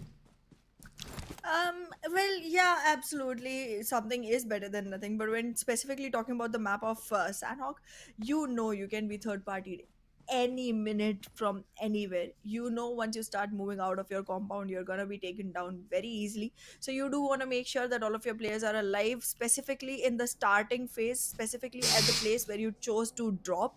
Because if you're losing players at your drop location itself, then things are looking really bad for your team. Because again, there's just so many places in this map that you can be shot down from. And exactly that happening. Team QWERTY loses a member to the hands of freestylers. Yeah, freestylers, they have that kind of momentum starting in, but they're losing their players. But on the other side, we are seeing Team QWERTY. Also, their player is knocked out. He's pretty forward. Team Tough can have a good eye on that player and can eventually also take down the player who will go for the revival. But freestyle on the other side, losing 2 of their players, not an ideal start as we were mentioning. But this time around, it's again difficult for them. But most of the times, whenever there are 2 players of freestyle surviving somehow, they manage to get a better position. I don't know what's going on there.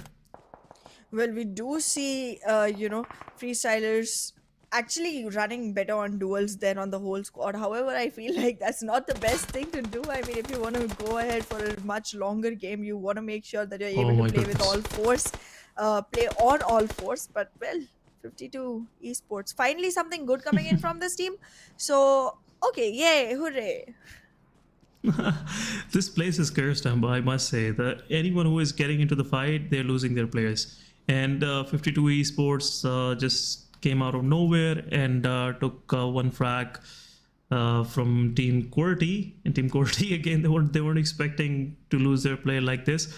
But as part of the Sanhok script, and this happens every now and then, it could be your day when you could be on the site collecting those frag, and could be the day where you're giving those out, and it's time to share, right? We were saying that pre-match as well. So freestyle on the other side, left with Black and Fezzy, IGL, and the newcomer is there. But Team Tough, good thing for them is they didn't lose any player. They have 4 of their players up. Now they're on the loot. They're in a premium location. They don't have a fear or any, expected arrivals from the east side, because Team I8 is not playing and 52 Esports is on their location, which is not a big of a threat for Team Tough at this very moment. Team 52 Esports don't use those route of rotation as the Team I8 uses. So Team Tough always have this at the back of their mind that at any point of time it could be a possibility I8 coming in. But what is this going on? These guys are having a conversation, I guess. Yes, and it's a very serious one. So basically, It looks this like. statue around here, this mannequin, it's one with a spirit. There's a spirit locked inside this statue, and that's the spirit of all the players that have already been eliminated. Yeah. And Freestylers is now talking to them to find out which team has least players, where they are, and how to fight with them. That's exactly what's happening. Yeah, probably also consulting with the ones from their team. Well, did he just start flying? See, I was telling you there's a spirit inside the mannequin. Absolutely. The spells are working out, so Yes. you can't say anything. But Team 3X, another welcome home with a shotgun. And I'm telling you, this is becoming an custom for most of these teams. They're welcoming all their new, new guests in the proximity with these shotguns, and it's not a good sight to see. But NES on the receiving end, Team 3X getting their first elimination of this match, first taste of that elimination in the match. And Northeast Sports, they're not happy with this situation. They're gonna leave this place at their earliest. But 141 also popping up into the kill feed, which is normal in Sanhok to see all these frags being poured out this early in the match. Well, our teams are definitely going to have to come back into the circle, one, and make sure that once they're in the circle, they're also on the leaderboard. That's true. But yeah, I mean, for right now, it's a moment of glory for the side of Team Tough, because, like, for once, they're at the top. At least for now. It's not going to stay that way for long, but at least for now. It's pretty rare to see Team Tough, struggling, because the kind of gun skill these guys have, oh my goodness. Don't ask me what they got, but look at this. Oh, this guy didn't even move. And look at the smile on the face of Joker, sir. He knew which team player he just eliminated, because this was the same guy from Team HR. Yeah. And he was the first one to get heads on with the first player of HR at the start of the match. So he's happy. But Negative Esports versus Team QWERTY, 2 of the players of Team QWERTY are there, and Wolverine is trying to come up with a setup. This guy is an intellectual player. I really like the way he pull off these strats, but look at this, the way he's creating those angles. He'll eventually punish one of the players from Negative Esports, but one more player from Negative Esports is coming in, and that's where the problem starts. And Guru taken down from Wolverine, but it's blue zone now. It's blue zone time now. Wolverine changing his position. Pinkman is looking for the position of Wolverine, but it's time where Team Negative Esports have to come up with a strategy. Otherwise, OG69 will jump in into the mix and will keep on dealing more damage to the players of Negative Esports. I have no idea what negative esports was even trying to get done here. Like, you don't use vehicles on Sanhok. You do not. Yep. That's a no. That's a big no. Everyone around you will know where you are Look exactly. at that. Look at Wolverine. And take the fight. Look at Yep. Wolverine. Oh god. This guy, the way he just created those angles, this is clinical. Look at this. Look at this. He is just putting all of the Negative Esports to the misery. And now it's Shahid, only one left. Blue Zone is not giving that kind of damage, which can, at the end of the day, make things worse for Team QWERTY. But it's like in a 2v4 situation, wiping out a whole squad like this will definitely boost their confidence. Shahir, with the smokes, with the utility, now let's see, he'll be able to give any sort of damage. Buzzard will also get flushed out by the side of Team QWERTY, but Shahir is not giving his position away. But Wolverine, this guy has those skills to spot out players in Sanhok. I've played alongside this guy personally, and this guy is GG's, man. He can spot players in Sanhok like it's nothing, and the way he 1v3'd the whole squad, that's amazing to see. Absolutely. However, I do feel like losing 2 of your players. Yeah, early on, yes, it's a bad thing to have. Look at the circle. It's literally having, Painan a little to the north of the center. And Bootcamp is still inside, but then the Bootcamp team has already rotated in. And okay, we're going to have a quarry circle. Yeah, Everybody. it's a good news for Team Freestyle and Team QWERTY. Both of these guys are on the same eastern side, but most of the goodies are on the western side of the circle, and we're gonna see those skirmishes breaking down now. But talking about Magnus Esports on the northern side, 4 of their players are still alive. Haven't got the taste of any eliminations yet, but I'm pretty sure they will get few on 3x and eventually on some of the guys moving from outside, especially in Painan 141 and Team R3G. But North Esports, they have to move forward. They're also the squad with 2 players alive. We are seeing 3 squads with the 2 of their players alive, which is making things more interesting. But which side is Team NES? NES is pretty far from the circle. They have to go for the long rotation, and also Team XGeneration is eyeing on them. And look at this Thug, the way he took down Maz. This is humiliating. It definitely is. But right now, it seems like XGeneration is looking forward to that chicken this time. Finally, I might see that happen. The thing I've been waiting for so long. But right now, the rotation is going to be of the first priority. Chickens can be later, because if you do not survive, then what you even gonna eat? Look at that. No, what? I just cursed them.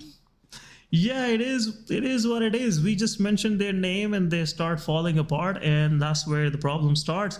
XGeneration, now they have 2 of their players out pretty much. They cannot revive. It's 3rd phase of the game, and the blue zone damage is too much. Even Thug will go for the revival. The moment that guy will pop his head up, it will go down again. But Team QR on the other side getting damage from OG69. Bot is down. These guys are picking frags on the battlefield, and possibly Spark could be the next one getting eliminated as well. But this guy somehow survived. Let's see if he'll be able to pick up his fallen comrade on that pixel of an HP. But Team Tough on the other side, they're also listening to all these noises and possibly would like to jump into the mix. But Team Freestyle, Team Tough, they are just looking around, and Team QWERTY have a very good place into the circle for now, but possibly have to move in the coming circles. Absolutely. But yeah, I mean, before moving any further into discussing the game, I just want to give a call to production and ask them if they can put me on an extreme corner of the screen once we go back, because I would need a corner to cry in, considering the fact that I cursed the team that I've been waiting to see for so long. So yeah, if that is possible, I'd be very grateful. Yeah. I could even offer dinner for that. But yeah, going back into the game. Team QWERTY. For a second, I felt like this would be the team this time. And the second, I did not even have to speak this time. The moment I started thinking that, they started falling apart. I don't know what to do. I should probably take medication to shut my brain off, because that way I won't be able to think and nothing will happen to the players. I have their best interest.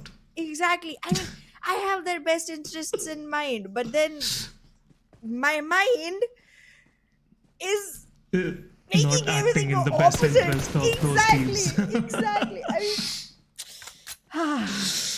all Sometimes right. you cannot explain all these things. These are Yeah. paranormals. Yeah, they're above the explanation. So yeah, your psychic powers are strong, I can say that, and Sanhok teams are feeling it already. But on the other side, on the contrary, team QWERTY, they managed to get OG69 revived, and now it's time to move toward the same location where Team QR is, and possibly they could come across the players of Team QR, especially Muniano. He is waiting for that point. There you go, Muniano taking down OG and Wolverine both in one spray, and Team QWERTY is out of this game. We are left with top 9 teams. All these teams are pretty situated into the circle. Freestyle is still surviving with 2 of their players. 7 Element, as we always say, circle comes for them. They don't go for the circle.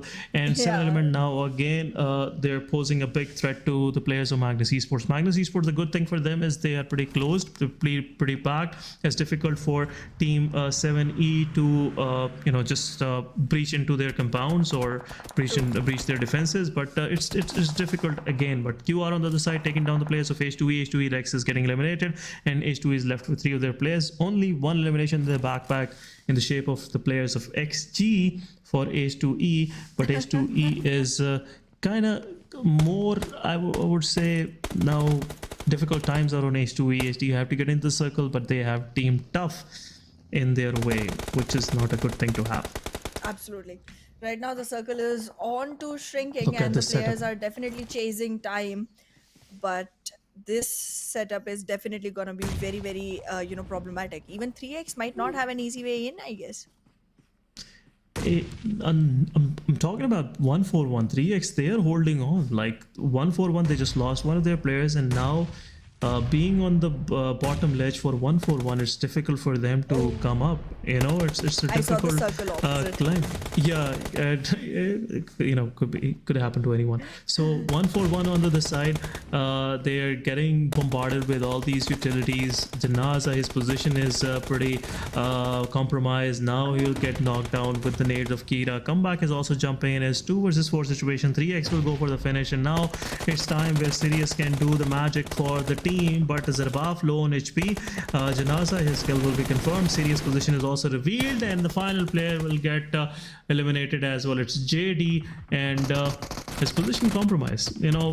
Let's see how long he will survive, but it is what it is. 3x eliminated Team 141. What a great setup, I must say. And this hillside, we see these kind of skirmishes, these kind of massacres on this side. This is a very difficult hill to climb because there are too many boulders. You're always guessing which boulder has a player beside it, but it's a demise of 141. But the setup that the 3x set it up for 141, now Magnus Esports is taking a good out of it. Well, Magnus Esports just dishing out instant karma to 3x. 3x will definitely have to, reconsider investing into this fight. The best way is to walk out and walk out safe. But Magnus Esports, so far in the number of frags, they are trailing way far behind than before. But there they go. Look at this Oh my god, mistake. that was a big blunder, not even just a mistake. It was It very... was. What's the point of going out of the blue zone? Just look for more frags. But Zarbaf is low on HP. He'll bleed out definitely. He has to get into the circle and eventually be,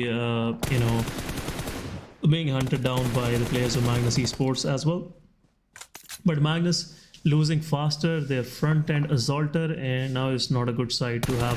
But Magnus Esports, they're moving forward. 3x comeback. The final player, he's been bombarded with bullets in the back, and that's what it is. This is how you end in Sanhok sometimes. But 7 elements, they are into the circle. They have Freestyle right next to them, QR as well. Freestyle lost one of their players, so it's not a big of a threat for 7 element. So it's now down to R3G, Magnus, and I believe so 7 element. 7 element haven't got any of the eliminations yet, but the man advantage can really help them go for that chicken dinner. Absolutely. However, they do need to be really, really careful against Quantum Rage. If Quantum Rage is able to pick off anyone, they're gonna be on a roll, and then they'll be unstoppable. Freestylers are not someone to worry about. There's literally just one player remaining. Magnus, again, they do have three players on their side, but they are eager to invest in fights, and they're also very, very close to Regicide. So there might be a couple of losses on each side from there. So the one team that Seventh Element needs to worry about the most is Quantum Rage. Tough X again does have all players alive, but then because we haven't seen them come up so far yet, I feel like statistically I wouldn't give them the benefit just yet. Yeah, but seeing their track record over the past few years, I would say there's a fair chance that our team Tough have a very good chance of getting the chicken dinner, but seeing the numbers, I believe so QR has a better eye-hand coordination so far. They are getting those eliminations. They have 12 eliminations already in their backpack, and it will give them kind of a more in-game advantage because they have dealt with more players and they have scored more eliminations, so it will be easy for them to spot all these players. But talking about Magnus Esports, the position they are holding, it's very easy for them to actually eventually get the players of 7 7th element on the other side. They're having a hard time. They're trying to get into the circle. They're on a steep ledge right next door to Magnus and QR, but QR getting their player knocked out like this is not good for their survival, I must say. Well, that's very correct, but well, right now QR is getting deeper into the hard stuck point because they have already beautiful nade. They did make a beautiful nade there. They are already in the process of Magnus. They're gonna cover that up with the smoke, but then they are gonna eliminate 7th element on the 5th position with 0 frags. Not looking good. Not looking good for 7th element at all. Yeah, but Team QR, what are they made of this in this match? Like the way they are pushing forward, getting the value. Look at the 12th frag this guy is trying to get for himself, especially I'm talking about Muniano. It's his 12th frag. Overall 11 frags already confirmed single-handedly, which is a very, very good performance, individual performance. But talking about Magnus Esports after losing their player, I guess so, they will be on a silent mode. We'll wait for Team Tough and Team QR to eventually get into a fight and then try to pick the remainings. But Magnus Esports on the other end, they have the circle advantage. They have to just wait for QR to just push in. QR still have to make few more yards to eventually get out of the range of blue zone. But on the other side, R3G taking one down. Muniano getting taken down, and Muniano confirms both of them. What is happening? What the heck is happening? This guy have 13 eliminations in his backpack, and this is where I would recommend him to pick his fallen comrade and go for the circle and try to revive him there. But he can eventually revive all of his players. They have only one tree trunk as a cover, but this way they have a fair chance of surviving, and I believe so it's Team QR's chicken dinner because the way these guys are playing, it's just really hard to say that from here they will let the chicken dinner slide. Absolutely. With that number of frags, if you lose, you would be very, very disheartened. I mean, they have 17 defeats already. I mean, the highest we've seen so far is 19, if I'm not wrong. But that's huge. That's huge. 17 is huge. And I mean, if they win it, they'll definitely beat it and go all the way to 21 eliminations. But yeah, Regicide, one player has been spotted and is getting naded constantly. However, counter nades are coming in as well. There isn't enough healing for Quantum Rage, which is something that they have to worry about. They have to make sure that they're not falling prey to the coming nades because revival is not going to be an option anymore. They do have the higher edge here, but again, on a map like Sanhok, the moment you get up, you get shot. And that's exactly what happened. Spark is already down to his knee and Regicide win their first chicken dinner. And finally for today, we see one team coming up that has never shown up on the charts, and Regicide. Congratulations to them. Roshan has been trying since yesterday to go ahead and claim himself something or the other. He is making sure that he gets his name in the top players. So now that they have already gotten a chicken, kudos. Yeah, GG's is not an ideal chicken for any of the teams, but 16 points. Who say no to that? But this will, eventually improve their position in the overall leaderboard as well. Sixth spot overall at the end of day 4, which is a good outing for any of the teams. But guys, we'll be back after a short break. We'll discuss this match afterwards. Don't go anywhere. We will be right back.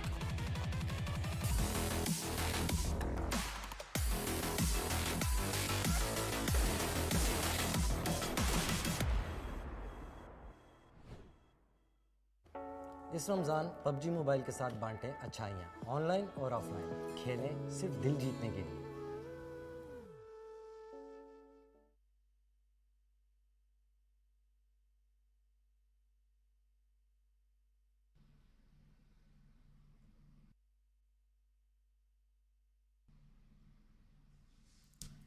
Welcome back, guys, after a short break. And don't forget to share kindness to everyone around you during this Ramadan.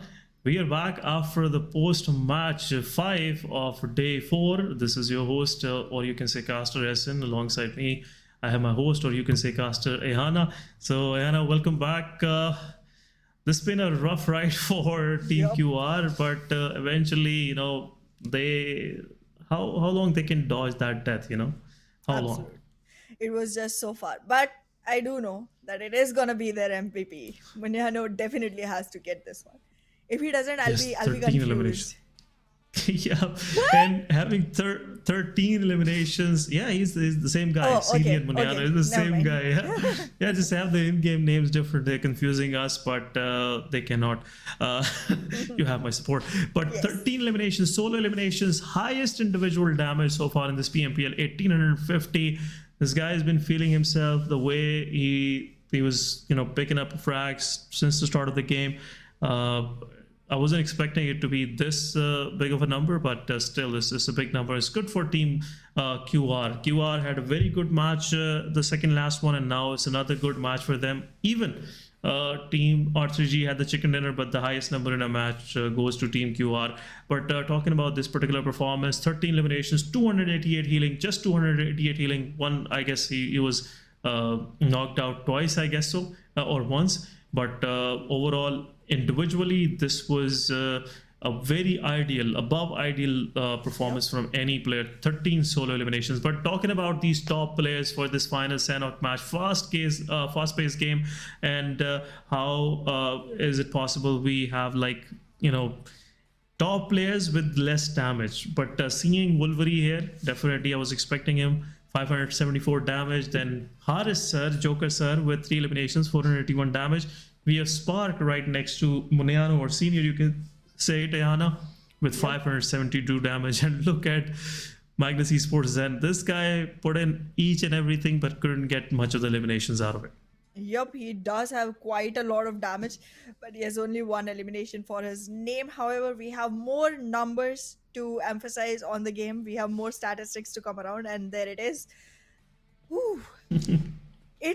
Are we even talking about the whole match or just about Team QR? I guess we are talking about QR at this moment. The way they were dominating throughout the match, highest elimination, highest damage, highest assist, and then highest healing done. It's all for Team QR's players. And QR, after winning that match, getting that chicken dinner from Aegon XI8, they are feeling themselves. And the way they have performed in this particular match, I can say that they weren't even in for the win. They were just enjoying themselves out there on the battlefield. But talking about this particular match ranking, they have the highest point, as we were mentioning, 17 eliminations, 23 total points, better than the team who got the chicken dinner.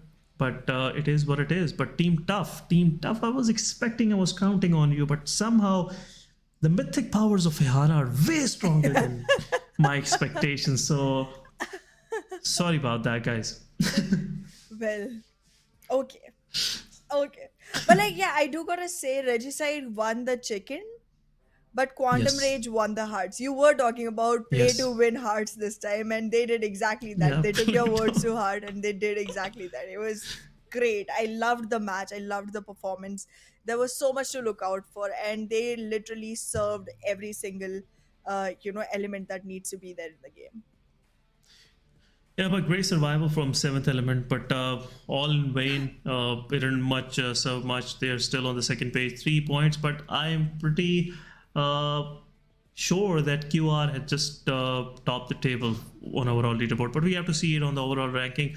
But talking about team negatives in Team BABLU, I was expecting them to leave this early. But about what can I say about Team Negative? The way two of the guys just took out the whole team. This is not a good sight for any of the fans out there for Team Negatives. They have to improve. They have to improve their communication and just look for not the obvious mistakes that they made in that particular fight, but they were facing Wolverine, the guy with the great intellect. Look at the way he just changed the angle, and in itself, it was an art piece. That whole fight was an art piece. But we'll move toward the overall ranking before we end the day. But talking about this particular day, Ihana, it was too quick. I'm not sure for you, but for me, I didn't realize it's 1 a.m. In Pakistan.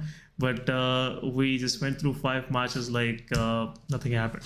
Exactly. It's 1:37 here as well. And yeah, I mean, did not realize when time slid by. Honestly, by the time we were on the third and fourth maps, I was confused. I was like, which map are we on? Like in the middle of the game, I would just strike back to my conscious and be like, okay, am I on the third map or the fourth? They both are Erangel. I have no idea. I do not remember if we saw the third already.